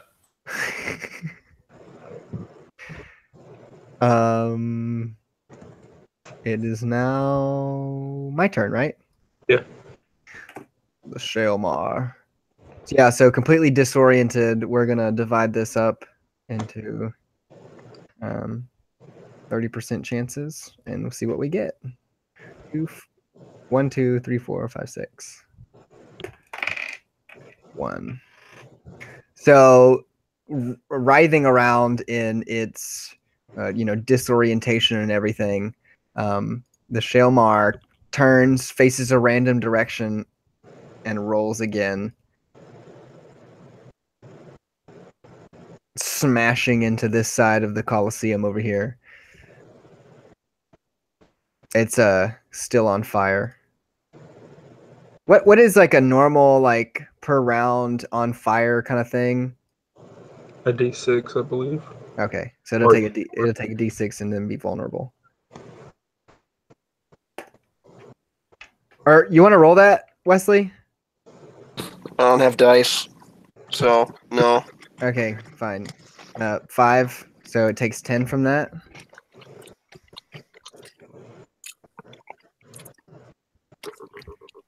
And smashes into the Colosseum over here. Of course, it sends people flying. Copy,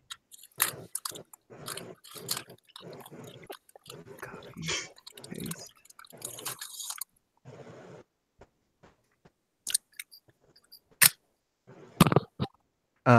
This time, though, as there's clearly an exit here, many more people are hit, at least a dozen, and some actually are thrown into the onto the arena floor this time.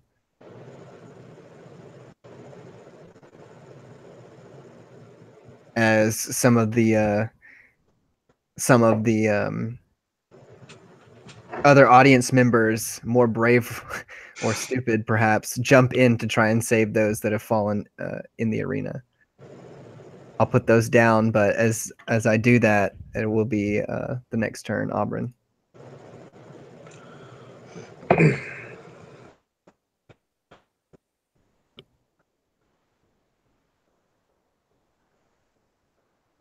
gonna step right here, so I'm exactly 30 feet from it.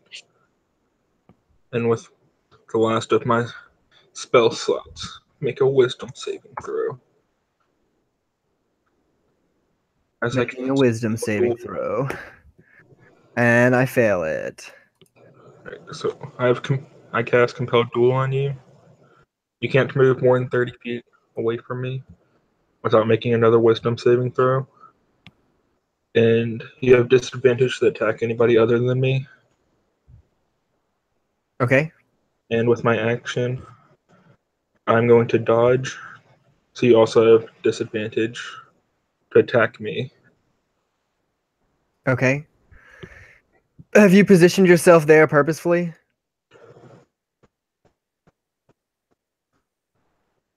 I'm gonna go right there. Okay. And then the entire time I'm kind of yelling at it, making as much noise as I can, seeing that people have fallen in. Yeah. Brilliant strategy. And of course, it is kind of disoriented. You know, it smashes into this Colosseum wall at a very high velocity with a crap ton of momentum. But it kind of like narrows its focuses and centers on this kind of general direction that you are, shrieking and pulling its pincers close, or arms, if you will, whatever. Tristana. So Tristana is going to run 30 feet. Ah, dang it. Wrong screen. Run 30 feet kind of like over here. The Triangle of Doom, boys. Triangle of Doom. And she's going to do her lovely... you can't see me, but I'm doing my little clock thing where I start one at 6 and one at 12 and go in a circle. A little Arabic script, kind of like, Arabic circle summoning thing comes up, and you get 3 little fire vipers that are kind of positioned there and snarling, and she sends all 3 of them kind of into the same like hole that she kind of burned earlier with her green blight flame ball, and she's going to send all of 3 of her little scorching flame vipers at this guy. So that's 6 die 6. I gotta roll to hit. Okay. So I got a 18, a 14, and a 26. Only one of them misses. Okay. Well, it doesn't miss. It hits this townsperson. No. I mean, we can roll for it. Logan, reach out. Okay, so it takes 25 fire damage from my little flame vipers as it kind of burrows into its stony hide, or right that little kind of same like vulnerable section that I hit earlier. Right. Yeah, so 25 damage. 25 damage. And it is vulnerable. Yeet. 50.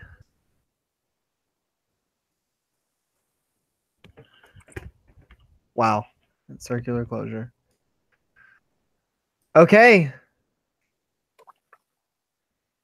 So this monstrous creature,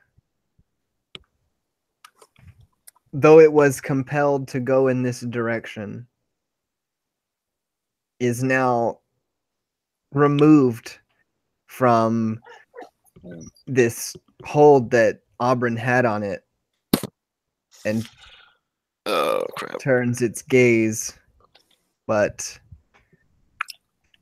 we're going to roll a 50-50. Where I don't have a coin in here. Do I? I can do it. All right, 50-50. Heads is Tristana. Heads is Tristana. You would. Damn it, I thought I had coins in my pocket. I have coins on my desk. Normally, save the day. And by Literally save, I had mean one job. totally kill Tristana. So you said heads is Tristana? Yep.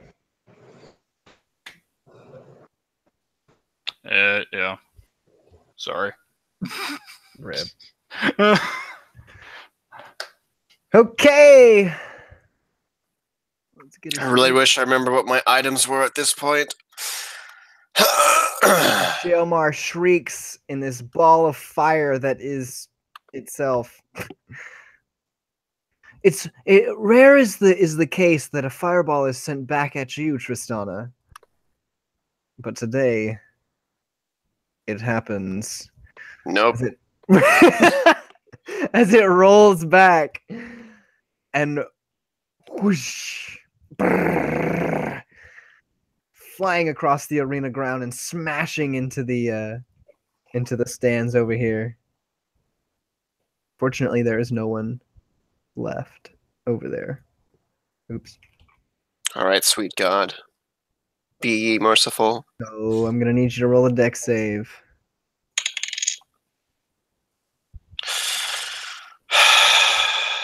I rolled a 2. Better than a 1, Is it though? but it's not because it has It's the not. same effect. Yes. You don't have anything you want to do? The dice tell the story, my friend. That's not smart. 7, 8, 9, 10 plus 14. She's flame resistant, I'm pretty sure, for some bullshit reason. That's 25 points plus 4, 29 points of damage. All right. And you are knocked prone. What kind of damage is that? What kind of damage is that? Half Yeah. of it's bludgeoning, half of it's piercing. Okay. Fuck it. Go You ahead. said 29.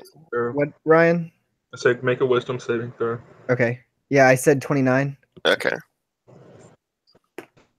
It fails epically.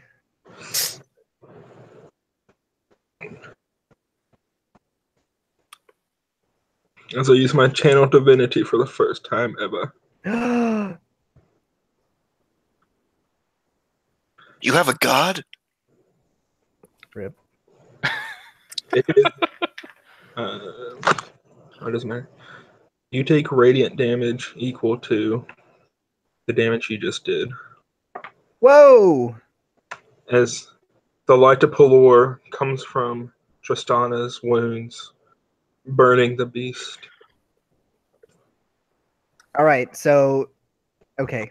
And also healing Tristana, right? So this is what happens. Right? You're funny. Auburn, Damn it. when you cast Compelled Duel on the Sheomar, you didn't intend for Tristana to act, but she did, and the Sheomar chose Tristana. Seeing this, you reacted in a way, channeling the holy power of Pelor to shield Tristana as the Sheomar bulldozes in her direction, but instead of knocking Tristana prone, or even wait, does it negate the damage, or does it still continue to take the damage? Both of you take damage. Okay, I got you. The damage, and you take it back in radiant damage. Tristana, it feels like you're hit by a truck. Thank you. I really was wondering what it felt like. But the Shaelmar, as it hits you, is blown off course by this blinding flash, thrown to the ground, and is lifeless now. And even though you were should have been physically crushed, Tristana, instead of being knocked prone, you're only sent to a knee. If by sent to a knee, you mean like I'm now knee deep in the sand, I'll accept this. Should be like shoulders deep. Oh god, this hurts.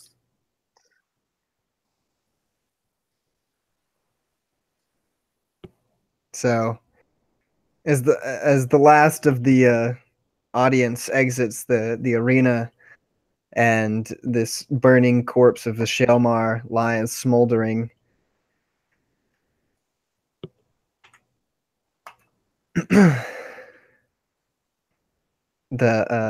these other townsfolk, wounded though, are helped out, escorted out, taken care of. Yeah. Noah would immediately show Tristana, like, okay, come on, get up. You kind of help her out and lend a shoulder. Yeah, I kind of see Tristana as like literally covered head to toe with like cuts and bruises and scratches, and is just kind of not bleeding profusely, but she's just a lot of cuts and stuff on her, like everywhere. You know. Auburn goes to the civilians. And as Noah gets there, he pulls if there's still a hood, he pulls it back over your head. A little late for that. Yeah, well, it's something. I need to get out of the spotlight or get into like the shade or like a corner of the stadium. So there is pretty much the stadium has been evacuated, and Auburn, as much as I know you want to help, those people have been they've been aided. Okay. Yeah. Then he'd go to Tristana too. You know, I think we've all seen the picture of the knight holding his cape over the woman who's being fruit thrown at her. What? You not seen that? This is sexist. I don't like it. What? How have you never seen that picture? What are you talking about? I hate you more. Describe it again.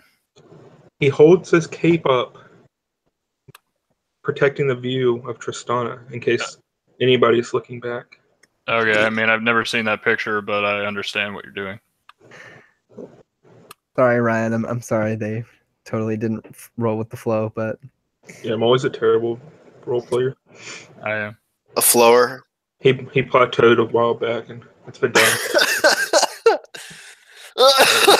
Yeah, you tend to plateau after you've achieved perfection. Killed a god of chaos by technicality. So you didn't kill him. You killed a Julian god of chaos. Yeah, I mean, I got it to commit suicide. So anyway, still alive. She just quit her job. So we need to get out of here. Just saying. Yeah, I know. We're leaving. And as you head toward the gate, a still jovial man, clad in armor and sporting red braided beard, makes his way to you quickly. And he places his hand on your shoulders, and a cool breeze washes over your bodies, those of you that are wounded.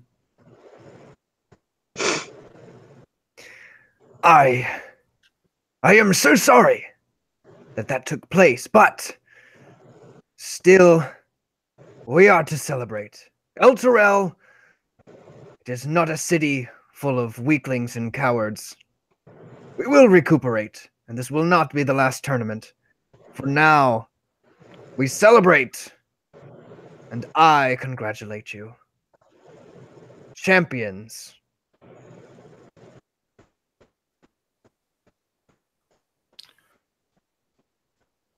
So are we like completely healed, or like just So he lays partially on healed? hands for 20 points. Okay. So everything still hurts for me, like a lot. Yes, for sure.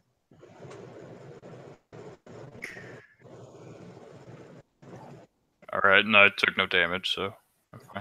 That must be nice. Yeah. So as he kind of, escorts you out on the other side, another side of the gate,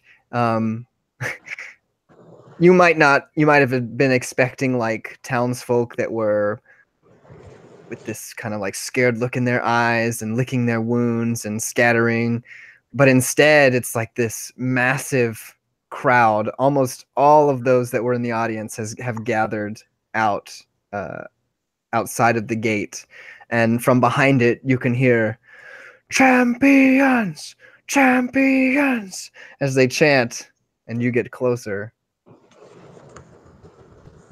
Well, what did I tell you? It takes a whole lot more than a damned earth bug to scare us Elturelians. What do you say? Drinks on me. Noah just thinks to himself, God, what even is this city? And he's like, sure. Sure, yeah, sure, that sounds alright. Good. Now, I have an announcement to make. And as you move forward out of the gates, Aubryn, he has his hand on your shoulder and he kind of ushers you forward. Froom's voice booms. It is with great honor that I dub thee Grand Knight of the tournament, an honorary member of the Order of the Gauntlet. And the crowd is cheering so much at this point and throwing white flower petals in your direction.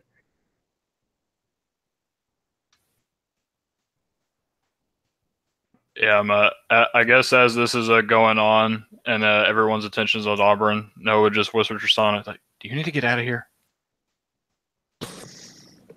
Well, so much for playing under the radar, huh, Noah? Mm. The cover's already been blown. If there's somebody's looking for me, they already know. I'll be in the city now. All right. And I'm not going to do something in broad daylight with this many people around. So, but guarantee you something's coming when we get to a quiet place. Well, hopefully it's just paranoia. I mean, I understand, but hopefully nothing happens. But I think we could take it. Tristana kind of still holding a rib. I hope so. Froom speaks normally now to you, Auburn, kind of close with all of the shouting and cheering. Don't forget, you are now the proud owner of property within Elturel. The title will be yours, along with the gold that you have now earned, but later.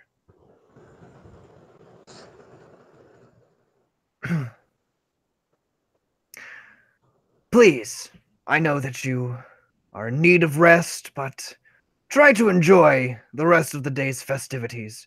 We shall speak more on the morrow. And he leaves you with a warm smile and a jovial chuckle. Did I hear? Sorry. I nod to him, and then I look back to my crowd, who's throwing flower petals at me. I praise Pelor and all he was able, and the strength he gave me to, I guess, make it through the gauntlet. And among those cheering for you as they kind of make way, one face in particular, Auburn, catches your eye. Leanin shuffles through the crowd hastily, as if she were looking for someone. Someone like yourself. I look like myself. As your gaze meets hers, she rushes in your direction. Auburn! By the gods, they told me a beast had escaped during the tournament, and I'm so sorry, I forgot. But I came as fast as I could.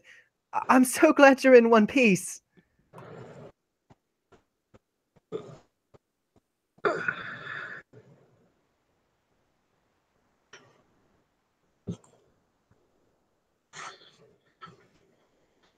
It was nothing that we could not handle as a team. But without them, I would not be standing here. And without Valor, I wouldn't be standing at all. She says, with a wry smile. So, I assume I'm looking at the Grand Knight of Elturel? Oh, of course.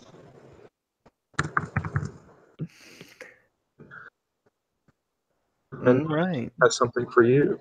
And he Oh. reaches into his pack and he pulls out the fancy bracelet he bought earlier in the day and places it upon her wrist. I don't know what to say. I'm sorry. So something caught in my throat. I don't know what it was. Hopper looks Noah! at you and whispers, "Take notes." Do you see this? I can't believe Auburn would think to get me something so beautiful. I know. He's great. He's a real ladies man. That one. She's definitely taken aback. Was not expecting such a gift. I don't know what to say. Thank you.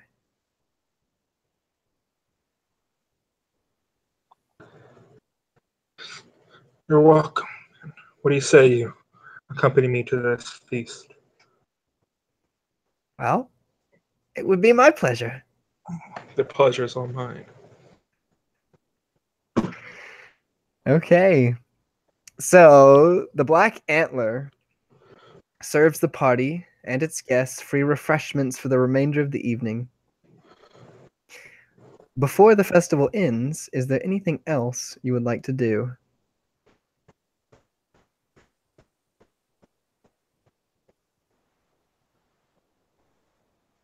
I'd like to check Orion.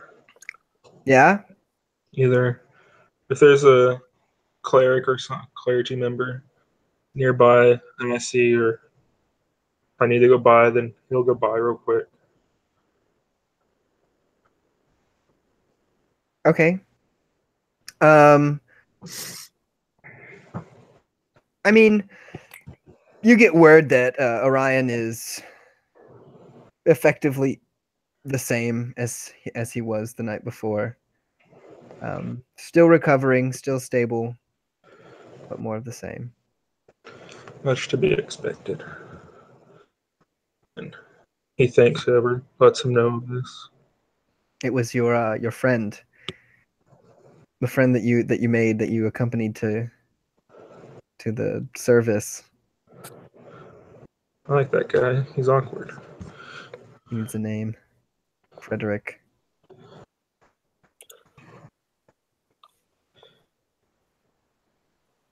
Okay.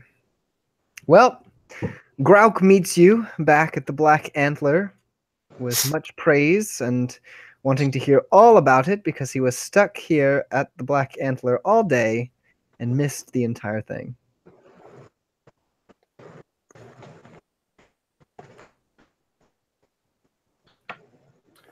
I think I'll leave that to someone else. As you know, I'm pretty shit at telling stories. And I shall leave that to Tristana.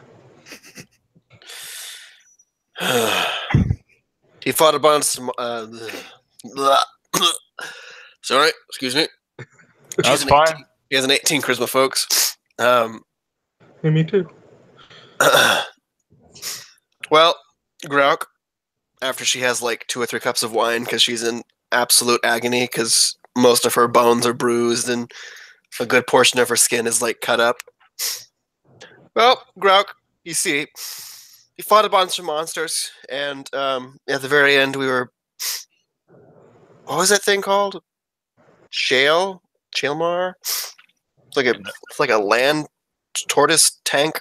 That one dude called it an earth bug. Earth bug. Yeah. And that showed up. It really wasn't anything all that great. It kind of hurt. I'm in a lot of pain. My throat hurts. I can tell. Yeah. Let me get you another drink. I think that too.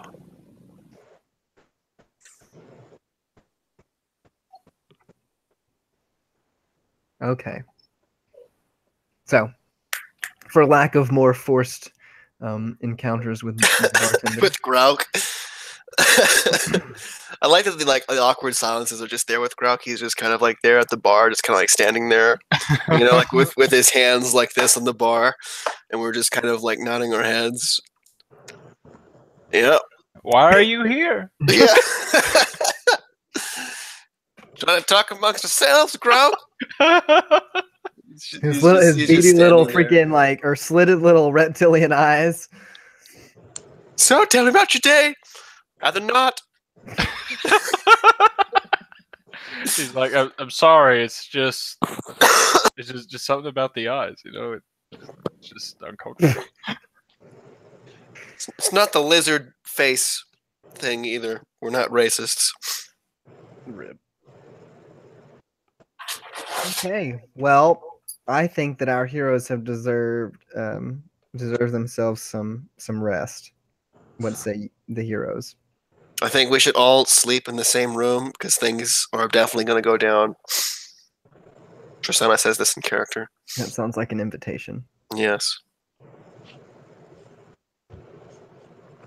Knowing a little bit of Tristana's history, he politely declines. Okay. If I get taken in the night, it's on you. Noah. Take shifts. Cough, cough. I mean, I'm not gonna say no. Okay, thank you. So, I don't know. Okay, 1 second. My dog's throwing up. Perfection.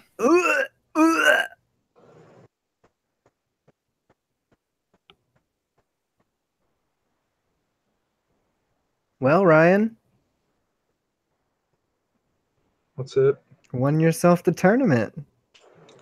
I'm not much for losing. One heck of a son of a gun when it comes to one-on-one. I believe that is number 6 Number 6. on the day. What? 6 wins. Oh, got it. Okay. Mo. Yeah. I'm impressed. So am I. Definitely, so am I. It's freaking effective. Yeah, when Crap.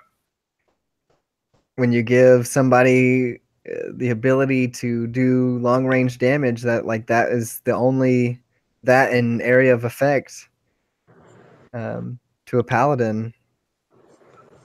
Rue the day. Just gotta take a 1 level dip and you're good. I call a 1 level dip worth it.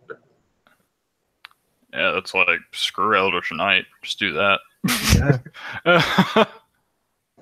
Jeez. Highly effective. I used all 8 spell slots too. Good. I was able to wear you down. And all my lay on hands. And my coin.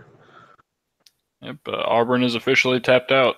I have exactly nothing but melee attacks and cantrips. Yep.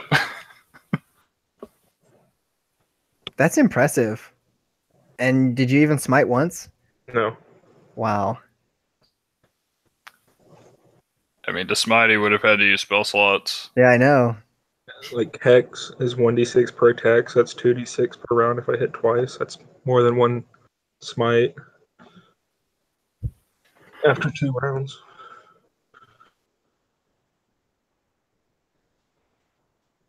It's very efficient. Yeah, So you did great. the first level on Cure Wounds. Yeah, Manticore was CR5. And then it had a little Logan twist on it. That poison fucking hurt. Yeah. And when I said Logan twist. when I said dwarven ballista earlier, I didn't mean I literally envisioned a dwarven ballista on its tail. I imagined like the rods that it shoots. Sure. Okay, whatever. I imagine more of a Xyrus Plants from League. Yeah. I can see that. So, I do have another part left that we're going to get through, but if y'all want to, like, use the restroom or something. Yeah, I'll go do Oh, that. as he gets back. That's fine. I'm leaving. All right. I'm gonna go get a bowl of Cheerios. Wait 2 minutes. What? Run away! Okay. How long? 2 or 3 minutes. Really short. Okay.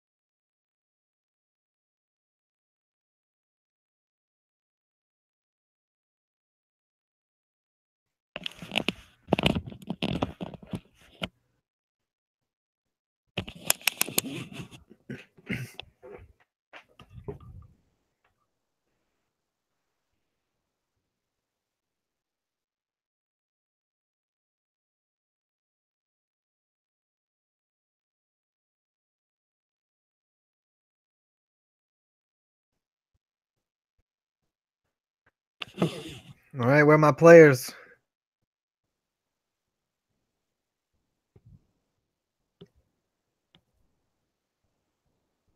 Hey. Hello. Tristana, the real MVP. Oh, dude, this phlegm is killing my throat, man. It's like when I talk, you know. Yeah. Oh, Jesus. That was unnecessary. Excuse me. Okay. Well, Auburn's pretty much checked out. He's good anyway. But Leaving his teammates out to dry, dude. He doesn't understand. He doesn't really have much. I have a dark backstory. maybe you should share it with him. Filled with pain Totally have. and suffering and 0 bonds. Yeah, we don't have bonds. And 0 bonds. Holy crap. Net 0 bonds. I can't give you bonds. You have to make them. I'll buy a stock then. It's not funny. Wah, wah, wah.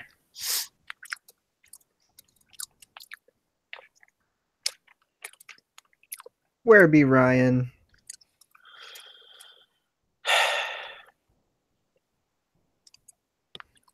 Auburn is just about dead asleep. ATM. I'm listening, but he wouldn't get out of bed, much less save the day. That's all I needed to hear. Well, not like I totally didn't give any foreshadowing at all, but, you know, it's fine. Oh, God. So for Tristana, would you say that us partying was a short rest? What? I wish. Just trying to help you. It's like 10 o'clock at night. Just Even trying though to it help doesn't you. get dark outside, but ignore that. I imagine that's still throwing me off, even up to 3 days. Yeah, I would imagine so too. Well, here we are. You gotta tell me. Just two singles alone in a room. Oh. So I'll sleep first and you sleep after I'm done sleeping. Does that sound fair? Okay. That sounds fair to me. Don't you get like trance or something? Like you only sleep 4 hours? No, I'm half health. Wow, that sucks for you, bro. Because I'm only giving you 4 hours. I'm just kidding. Well, I don't know. We'll do like 4-hour shifts, maybe. I don't know. 2-hour shifts. You're the. I'm fine with just staying awake for 4 hours. Okay, we'll do that. Besides, I didn't really exert much effort today. Yeah. Well, you didn't get run over by a ginormous turtle. I think earth bug is more suitable. Earth crab, gigantic earth crab, land shark, armadillo, crab, earth thing. We'll work on the name later. What's an armadillo? You never seen one? They don't know. Normal animals exist in D&D. We don't live in a dry climate.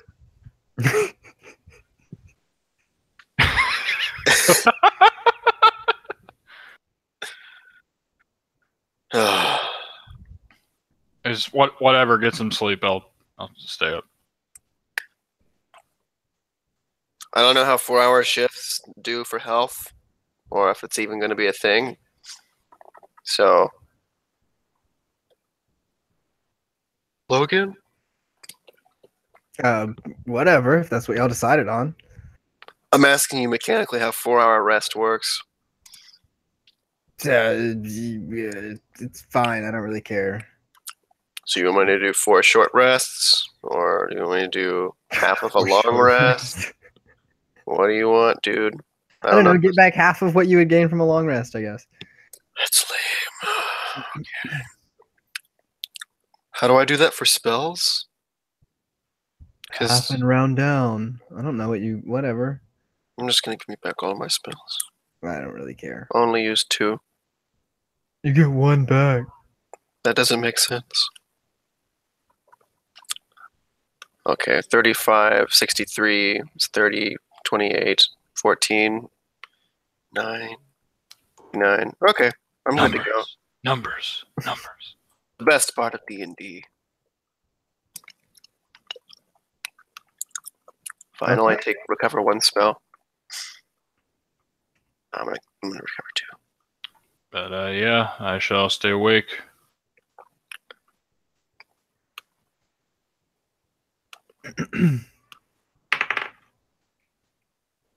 Molly, did you roll a die?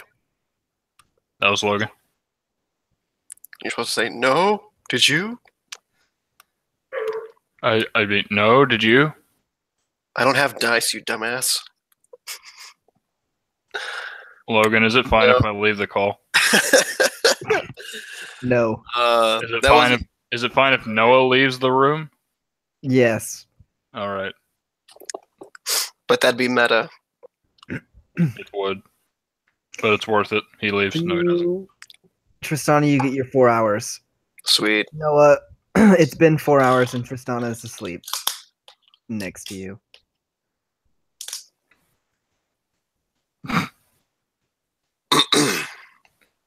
Don't even think about it. Yeah, Noah's standing there and like heart's beating a little bit faster, but he just pokes you like, "Hey, get up." No response. She's a heavy sleeper. Okay. You're lying down, he grabs you by the shoulders, "Wake up." Yep. Same thing. Let's see what you got. Literally gets a flask of water or something. I don't know, or not a flask, like a water skin. So you would have like a, your own little water like vase or something that they would keep in the room. Yeah, for a drink of water. Washing. Literally just be like, trickle it on her face. What would you do if I said still asleep? No, I'm just kidding. She wakes up. Ah, jeez, was that really necessary? Yeah, it was. You wouldn't wake up. Now here's a handkerchief. I'm going to sleep. Okay. She kind of haughtily gets up and I don't know, were you like sitting on like a stool or something, or were you just... I mean, I imagine Noah was just in the middle of the room on a stool. Yeah, I'll go to that stool. Contemplating. Stool in your character inventory, Molly? I think stool is in the room's inventory. Okay, fair enough. I will go and sit on the stool. And I guess we'll wait.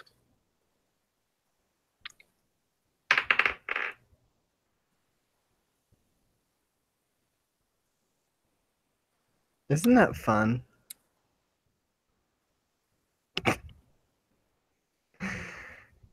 All right, Tristana. How diligent are you? Do you stay awake? Pretty sure, unless you want me to roll something. No, I'm just wondering. Yeah, I mean, she's no slouch. She's been on missions before. All right, so about an hour later, it's probably 2, almost 3 o'clock in the morning, and there's a knock on your door. Describe the knock. Is it an aggressive knock? Is it a soft knock? No, that would be Grauk. No. It's just like a little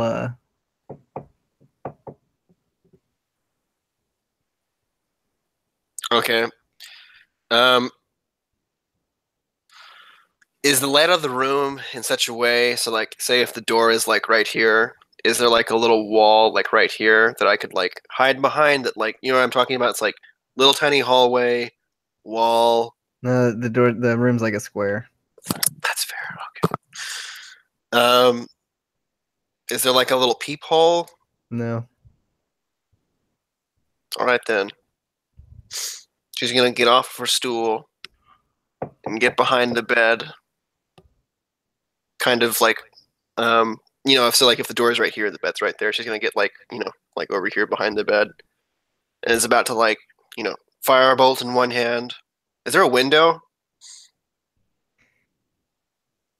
So there's a small window at the back of the room, like above the head of the bed, but it's heavily draped. So it's not, so people can like sleep. Okay. That's yeah, good. yeah. I imagine there would be something like that. No one Cool. could get any sleep otherwise. Yeah, and she's just gonna have like one hand ready to like smack Noah to wake him up, and one hand is just ready to like firebolt a dude in the face if he barges in. What happens next?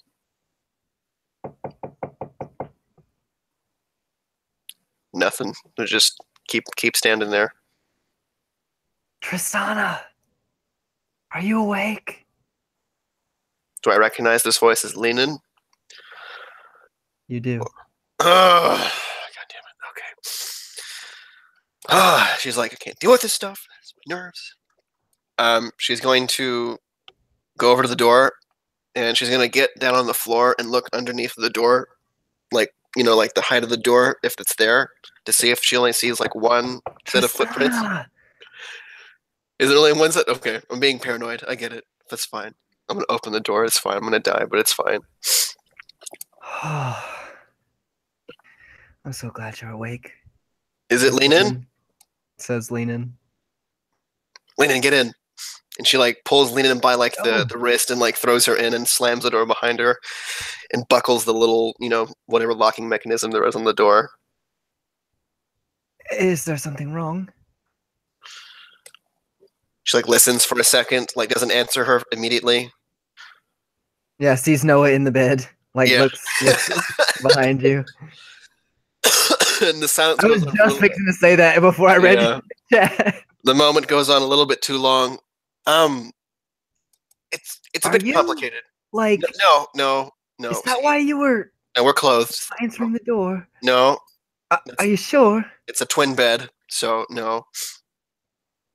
We're right. fine. What is it? Lenin looks anxious, and she's clutching her rucksack. Oh no, tightly.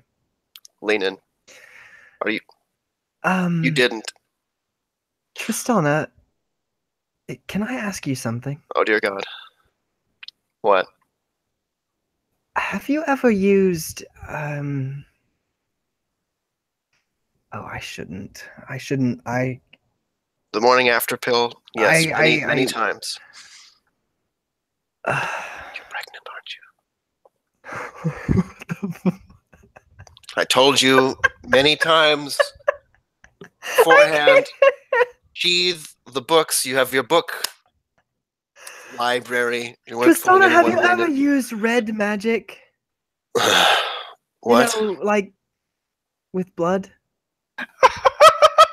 Okay, this is much worse than I thought. What?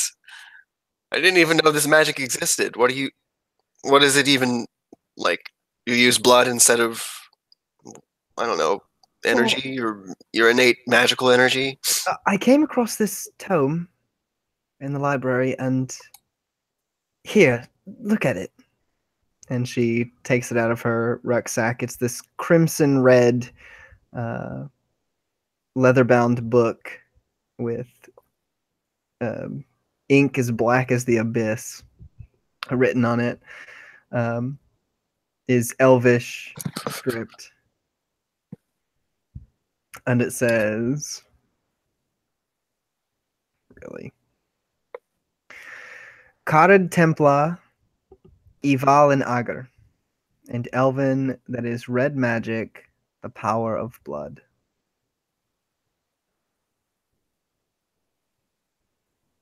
read Elvish, so She tells you that's what it I says. know, but like I can't like read the book if it's, you know what I mean? Sure. That's what she's. No, sorry, she says that out loud. Like Oh. after it's like in Elvish, so I can't read Elvish. She tells me. Well, I mean, I couldn't until we got here and in the library. I've You kind of learned Elvish in teaching 3 days. myself.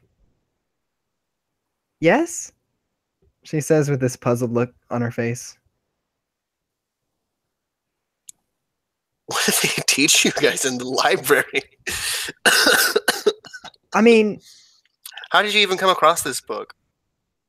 well, it was in the back, and Did you find it, or did somebody give it to you? I found it, and Hmm. I don't know. I just it looked interesting, so So what would you even use this red magic for? well, I don't know. I was thinking, I was so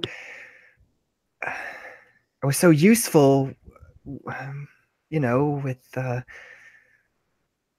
Cyan Wrath and Cult of the Dragon, and Noah twitches. I just thought maybe if I had gotten there sooner that less people would have been hurt. Maybe if I learned how to control, I don't know, this power more. I don't know. This is why I had to come to you. So what's the? I've never heard of this red magic. What's the benefit to using red magic as opposed to not using red magic?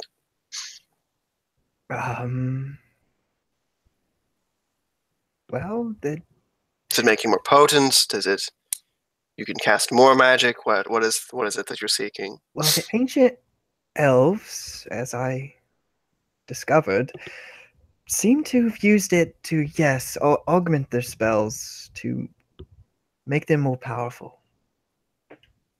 Of course, there's a small side effect, but, Which would be well, I mean, and she kind of like covers her wrists up a little bit.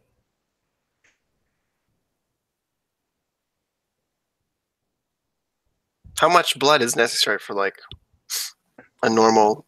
Oh, not much, just a few drops. Hmm. As she kind of twitches her eyes to the left side and back to you. Tristana kind of like rubs her head because she's never really had a any type of like scholarly training in terms of magic. So she's literally like has no idea what this is, even how her magic works. It's like an intuitive, type of magic, and so she's just kind of like. And then Lena is it the same way? She's not like she didn't go to like a school or anything beforehand. No, not at I'm pretty all. sure. No, yeah, it's like the same. This greenest, Yeah. like farmhand. So this is a difficult decision, Lenin. She would kind of like relay the fact that she's not like a learned scholar or mage of that type, and that her magic is more intuitive, in that it's not like I understand the mechanics of whatever this red magic is, but how much of it have you read? Have you read the entire thing, or have you only? Twice. And what do you think? I think it could be useful, but I'm just scared. I think before we do anything about making a decision, we should talk to somebody who's like a wizard, somebody who's studied arcane magic that knows about this type of thing. Because I'll be honest with you, I've never even heard of red magic before. So it could be some devil magic that could take your soul for all we know. So, and tomorrow, before the feast, that's tomorrow, right? The feast, I'm pretty sure, right? or was that today after this? Like I Technically, tomorrow it just kind of is just like goes back to normal. Yeah, let's Lena, let's go find like a arcane guy or some guy at the library who can answer our questions. That sound good? Okay. Because I don't know, Tristana? Yes. Thank you. Sure. All right, I'm gonna go now. I'm rather tired. Yep. Just a small favor. If you see anybody who's suspicious, just knock on my door and just let me know. Okay, I'll do that. Okay, appreciate that. Her room is right across from yours, so. Also, if you hear any like loud banging, get Operin. All right. Okay. I will do it. Sounds good. Okay, Lyndon. First thing tomorrow after breakfast, we'll go and we'll find some, I don't know, mage, wizard, librarian, whatever it is. We'll see if we can find any more answers. Okay. Okay. Good night. Good night, she said. And she quickly opens the door. Right. Go. And she's kind of like looking at the sides, like left to right. Leanin'. And she goes into her room. Slams the door, locks it. She goes over to Noah and kind of like looks over to see if he's like was awake at all during that. Not that it really matters.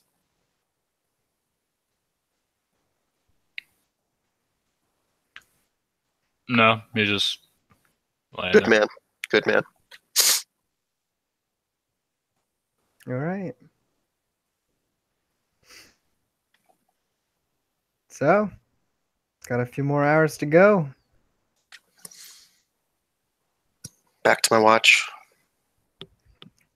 All right. Well, I would imagine that after about another hour, Oh god. almost 2 hours, you'd be getting pretty sleepy. Here comes the very early morning, and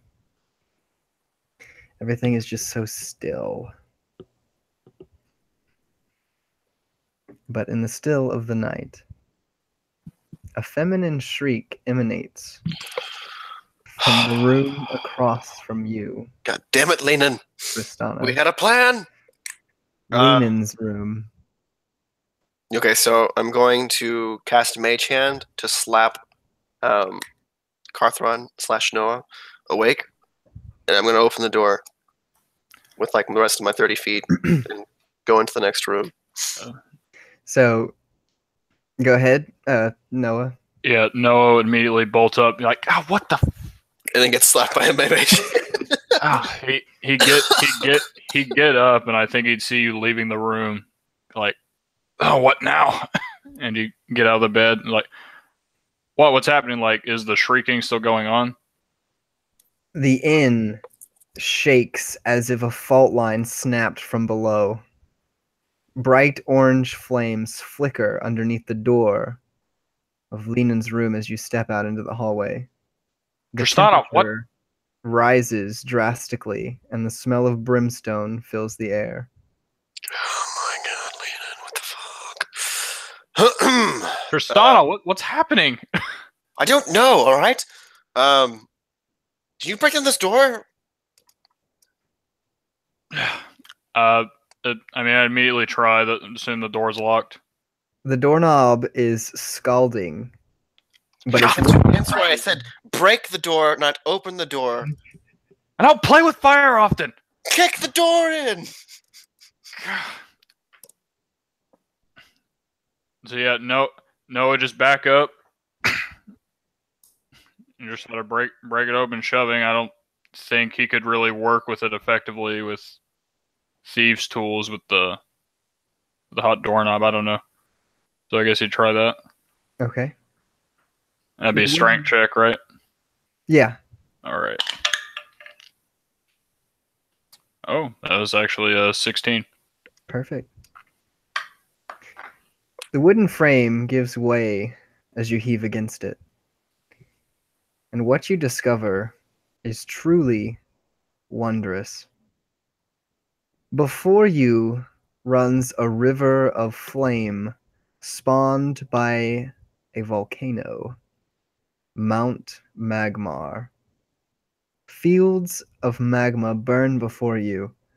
Charred husks of trees dot the scenery, crowned by a red twilight sky. You are clearly not within the Black Antler anymore.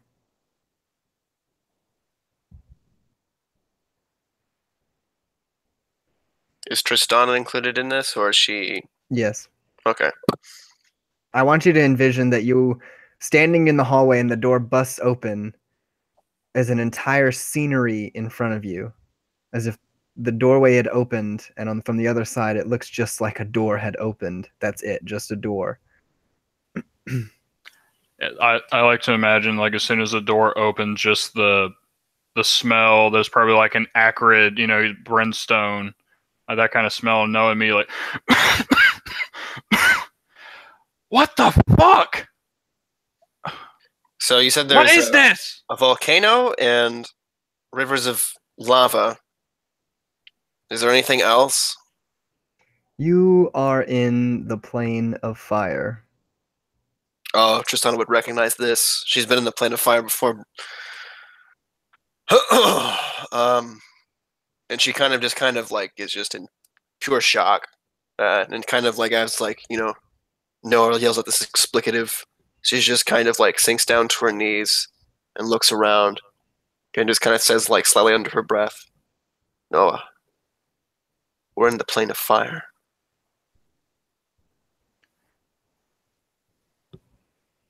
The plane of fire? Yeah. Oh my god. It's about as inviting as it sounds. And did Noah hear Lenin shriek?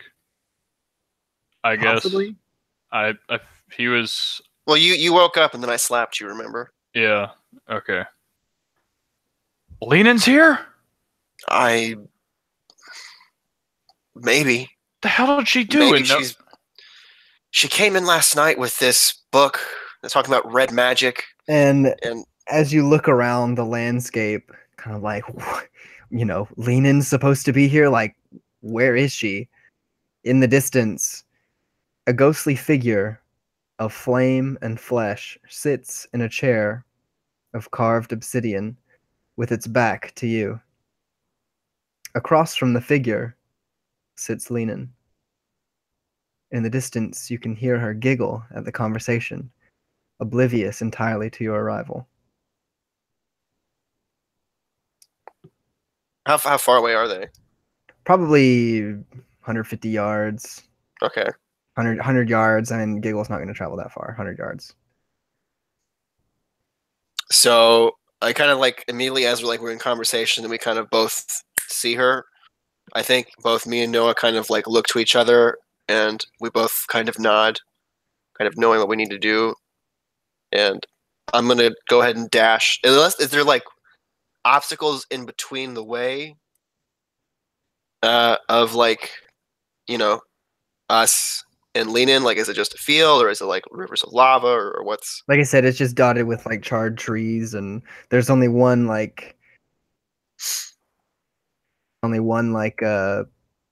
river of magma flowing through. And it's not in between us and them? No. Okay.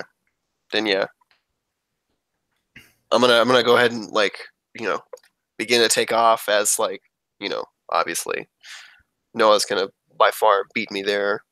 Yeah, and so be 135, and you said yards? 100 yards? Yeah, 100 yards. Yeah. Whatever. 120 feet or whatever. 150 feet. Whatever be 100 yards. I don't care. Okay, I'm just wondering how far away she is. Yeah, no. I'm just saying, because if I use my full action to go, I can go 135 feet in a round. Yeah. I can go 60 feet? Yeah, and so, yeah. So this figure that looks like it's just made of pure fire is just sitting on this obsidian chair with Lenin in front of him. Yes. Or in front of it. Yeah. And Noah's like, I'm gonna go get her, and immediately just takes off fast as lightning, trying his best to avoid any fire or charred trees or just anything, just like as he's running, trying to shield his mouth and nose just from the acrid smoke and the smell of brimstone as he tries to make it to Leanin.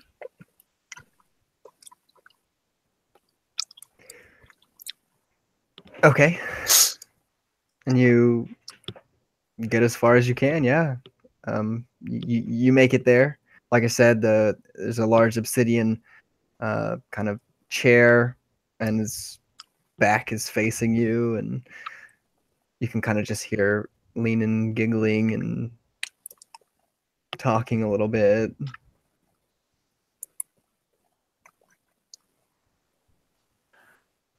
All right, well, if I get there and nothing happens, Noah would immediately, put his hands on Leanin's shoulders, and you said her back is turned to me?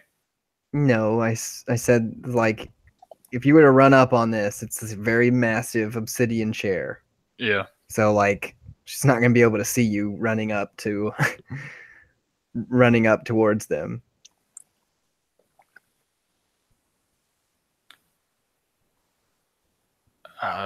Okay. I might be misunderstanding about how everything is situated. I mean, but if I can get to Leanin, I would immediately put my hands on her shoulders, like, Leanin, what did you do? Oh, Noah, what are you doing here? Look at this! It's a plane of fire! Like, I summoned it here. Can you believe it? You did? Are you kidding me? Have you ever seen anything like it? No, I haven't, and we need to get out of here now. Why? We don't know what could happen.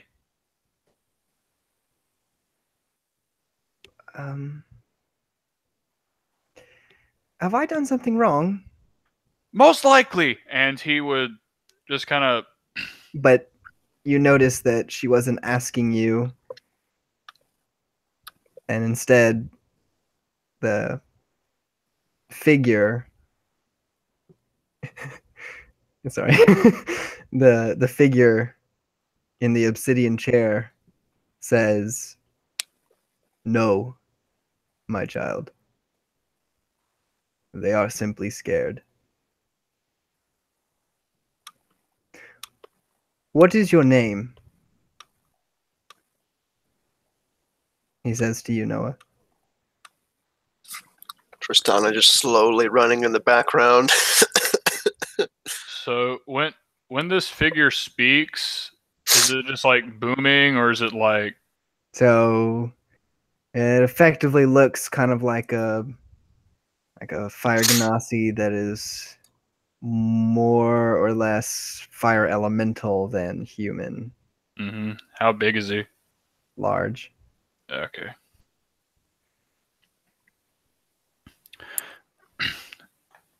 Yeah, but Noah would kind of like, Leanin, get behind me, and he'd get in front of Leanin and say,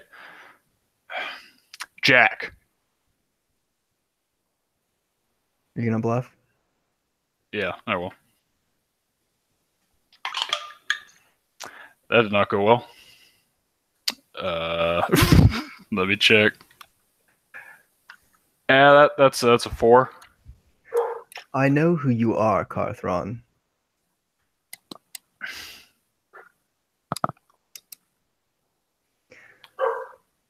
Yeah, I do not intend for you to be scared. I merely wish to speak with my daughter. Have you seen her? Oh, this is fucked up. You... Oh, I know what's going on, I think. Your daughter? And I mean, Tristana, I know you explained your backstory. Yeah, I didn't explain this part. Yeah. What do you mean your daughter? What? And he would... And Noah's obviously, frightened of this thing. And he's in the freaking plate of fire. Yeah, minus the fact that it's like 117 degrees. I know, he's just he's like coughing, and he's just like trying to take a steps back, trying to get Lenin to take steps back, and him remaining in front of him, like, what are you talking about? I don't know any. Why would I know your daughter? And then you know what? Could I roll something to see if Noah could like put 2 and 2 together in this situation? Yeah. All right. What would that be? You think that'd be wisdom? Yeah, probably. Probably. All right. Okay, if that's a straight wisdom check, that's actually a 19. You can put 2 and 2 together. Yeah, and so what are you talking about? I don't know your Oh shit. And he kind of glanced back at Tristana that's running. Yeah, huffing and puffing for however long this conversation is going on. Sorry, that's just kind of funny to me. Anyway. I don't think she'd recognize him in this form, really. Because it's not like he's kind of more ethereal than he was before, right? Right, like I said, it still has the shape of a humanoid, like a large humanoid, and I just kind of imagine, like, from the waist down, it looks kind of like rather human, like flesh, and then torso up is kind of like flame and ethereal. Yeah, that's fair. But yeah, I don't think she'd recognize him because he's basically more flame than he is like flesh at this point. And so, she would kind of like run up and look to Lena and look to Noah, probably see confused faces. And she's very confused too. Noah, what's going on? It's like, and Noah's about to say something. I assume that he's interrupted. Hello, my daughter. I had hoped we could meet. What? She kind of like looks. Is there anything that she like might recognize, like in the face or something, or like anything that might like connect it? So distinctly, what shoots back into your face, into your memory, not your face, is the face that he made when you don't do this. Oh. Sent all of your might against him, crushing him utterly. Oh God. Not that face. And the memory floods you. Yeah, I mean, at this moment, she would just be so floored, she'd sink to her knees and just like her mouth is just wide open. And she just kind of like shakes her head no, like, and then she'd start, like crying without like going to like, put her hands like this, just kind of like 1,000-mile stare, like, but like looking at the face.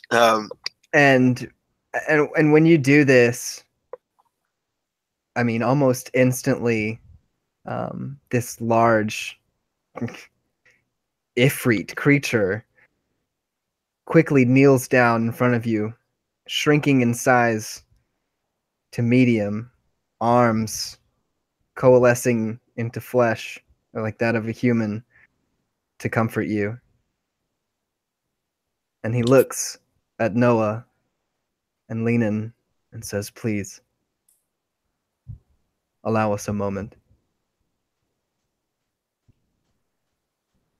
Yeah, I think for like, I don't know, like a good solid 5 minutes, she would just be kind of like, excuse me, like crying into his shoulder, like just kind of like pouring out like, I'm sorry's and I don't know, I didn't know, that, like, and just kind of like this word vomit of just mostly sadness at this point, and like regret and guilt and that type of like thing, as she kind of like clings on kind of like that and just kind of buries her head into his chest. And after like that, is past, and I'm sure he just kind of like takes it like stoically or whatever.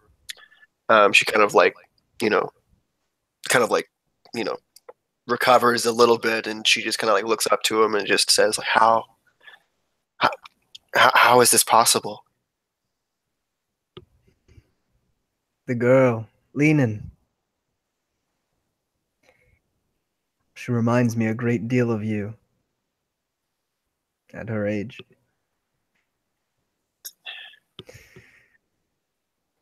Her abilities, they are such that the stars themselves sing. And much like yourself, her star shines brightly in the sky. And I knew that fate would weave you together. This is why I've been speaking with her. Are you the one who showed her the red? I was. Is it safe to use? Or manageable, at least, or something? Yes, but not safe. I had no other choice. I'm guessing there's something on the horizon involving this, what's been going on with Tiamat. It's related to that somehow, isn't it? Yes. There is a storm coming that is unfathomable. The destruction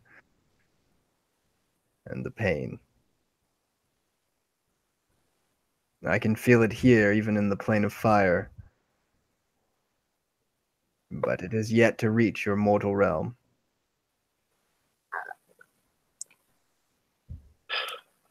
And she kind of gets, excuse me, a little bit disheartened and, kind of like it's absorbed in thought. So where do we come in this red magic and Lenin and me and my companions? How do we stop this, whatever it is? The blood magic was only a tool used to get you here. And it worked. Kind of breaking that stoic look. That he looks relieved.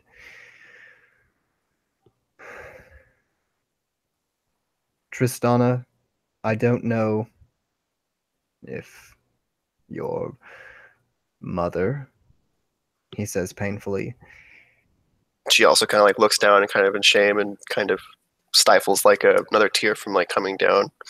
I don't know if she told you the truth of what happened. But of my birth, or yes. Your mother, and I did not discover this until long after you were born, was indeed a horn of the black beast. And she tricked me. What? In essence, you contain the power that you see around you. The plane of fire in its entirety. And I understand that that is a lot to take in. But she was just a human, like all the rest. She wasn't a whatever this black horn. And she kind of like thinks back, and I'm pretty sure we talked about this in the the weird little connection with Davin, right? There was something about a black horn, right? Yes. I don't exactly remember. Actually told you the truth, or his truth. Right. And she kind of like goes back to that moment where they kind of like clicks.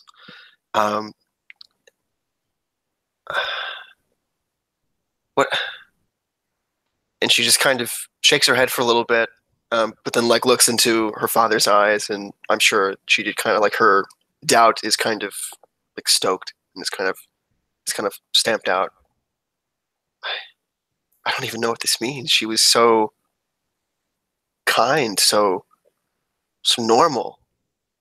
And I believed that as well. But it was a lie.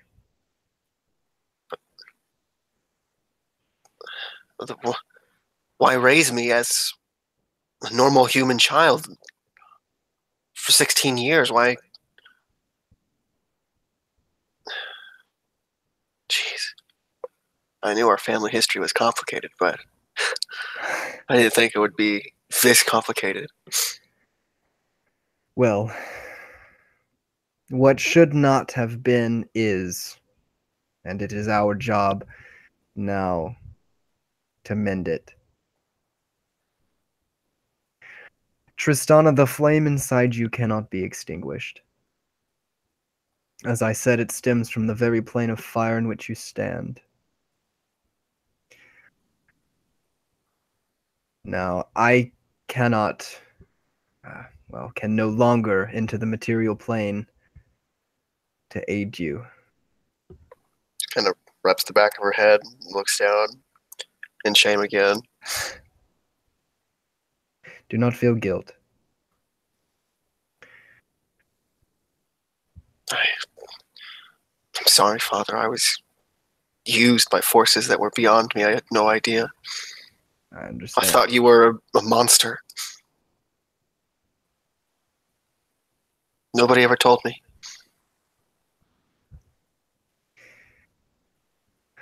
That is why we are looking forward. Now listen to me. From this moment on, know that I am with you, even from this plane. And when your foot slips or your hands falter, he says, reaching for the amulet around your neck, call upon me, and I will answer. You have been given a power that the enemy wishes to use against you and everyone in your world. It is up to you to fight that. Because while you are the key to their plan, you are also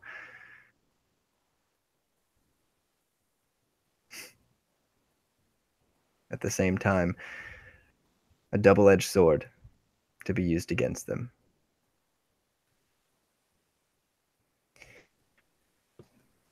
I think deep down I always knew that.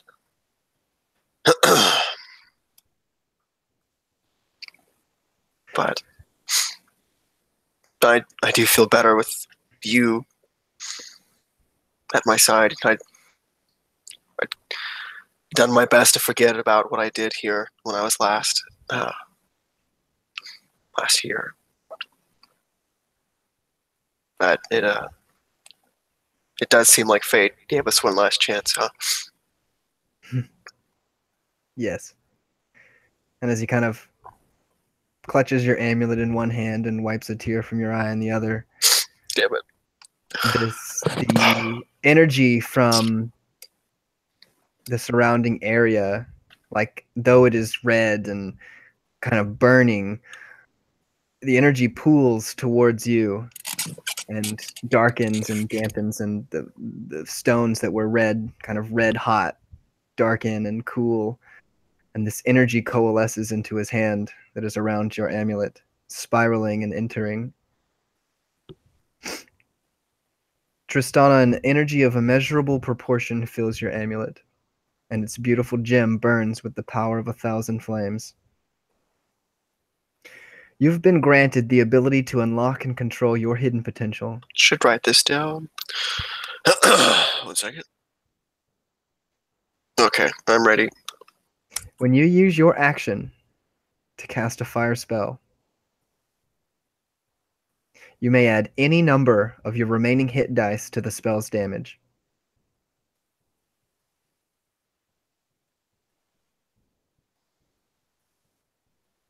Okay.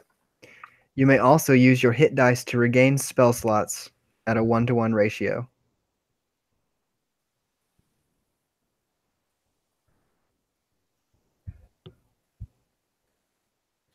Okay.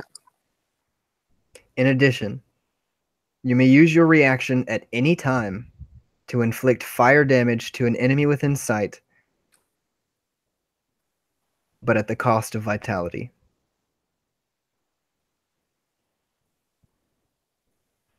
It's like 1 HP for 1 Each HP. point will cost 2 points of health. Okay. And this figure that was your father in front of you, that decreased his size to be eye to eye with you, shrinks further into this almost skeletal form, this skin kind of hugging up against his skeletal wall. And he says to you, "Go forth, Tristana. Bring the cleansing purity of fire to those who would taint peace with corruption. I love you, my daughter." And as he says this, ashes fill your hands. I love you too, Father. She like whispers in as it kind of all happens.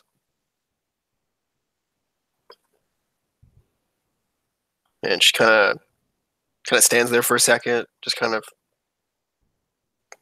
contemplation and retrospect and stuff like that. And she then begins to walk back towards her companions.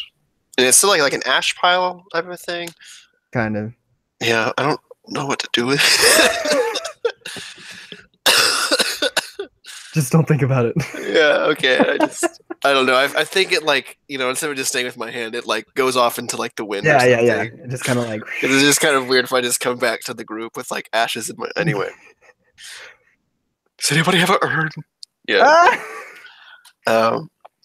Yeah, anyway, so she walks back to the two of them, kind of like sheepishly like looking down, and I don't know, a little bit embarrassed and a little bit like vulnerable, I guess. It's funny that you say that because Lenin looks identical. Almost looking at you for forgiveness or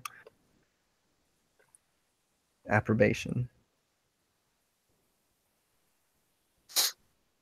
And so she kind of like goes over to Lenin, and she kind of recovers her normal like confidence and composure and looks at her directly in the eye. Lenin, we had agreed to wait until morning.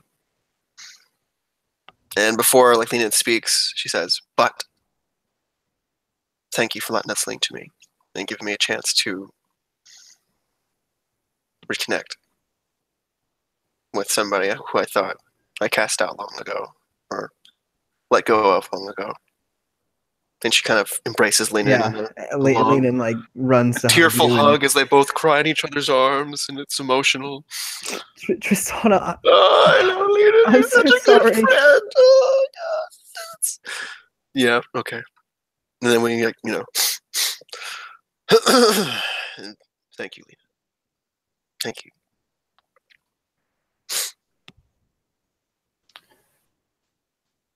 Yeah, so Damn it.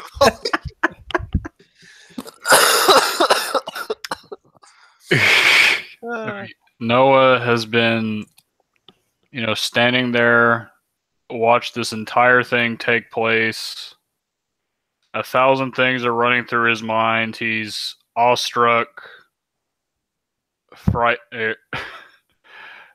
At first he was frightened, then he was awestruck, and he was just speechless during the entire thing as it was going on.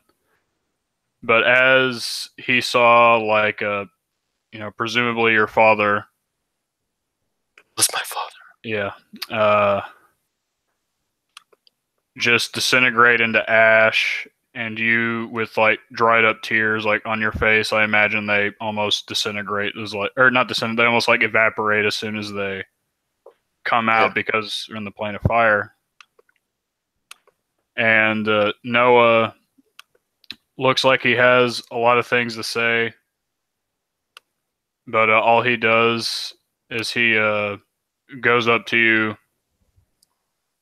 and he would actually awkwardly give you a quick hug. I just laughed. It snotted out of my mouth or my nose. Yeah. So gross. And probably last for like a second, 2 seconds, and then be like, She kind Hey. of catches you before you get away, and she hugs you a little bit longer. mm, And then she kind of like whispers in your ear, "It's the nicest thing you've ever said to me." I didn't even say anything. And then she kisses you on the cheek. Okay, let's go home. Noah's face somehow manages to burn brighter than the fire around him in the plane of fire. You mean the fire in your loins burns hotter than yeah. Sure. Sure. Now he's truly speechless again. Like, he was going to say something, but now he's just like standing there like, Thanks for staying with me, Noah. Now let's go home. It takes him like 5 seconds, and you're like walking off. You're like, yeah, no problem. Yeah. And he kind of puts his hand to his cheek, and he's like, "What is today?" And he would walk, following you back. And so the entire time, this is out of character, Logan. The entire time, I was just wondering if like any of the staff like walked by. Save it, Molly. Doing rounds. Save it, Molly. So, as you walk back to this kind of like door that's ajar, in leading out into the hallway, and you enter it, the plane of fire fades around you in a swirl of embers and flame.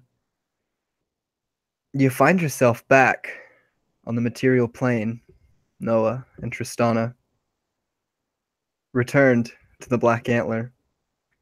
Lenon's room is unscathed, and the young sorceress lies asleep on her bed, uncovered, with a tome in her left hand and a bloodied knife in her right.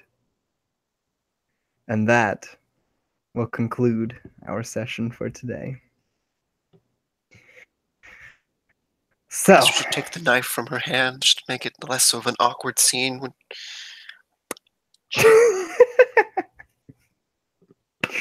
anyway, I hope y'all enjoyed it. I really can't wait to play again. I had a lot of fun. I really had a lot of fun writing that, and I've been sitting on this for so long. You son of a bitch. And it paid off so well, and I love it. And oh, we're out of here for today. So, peace out.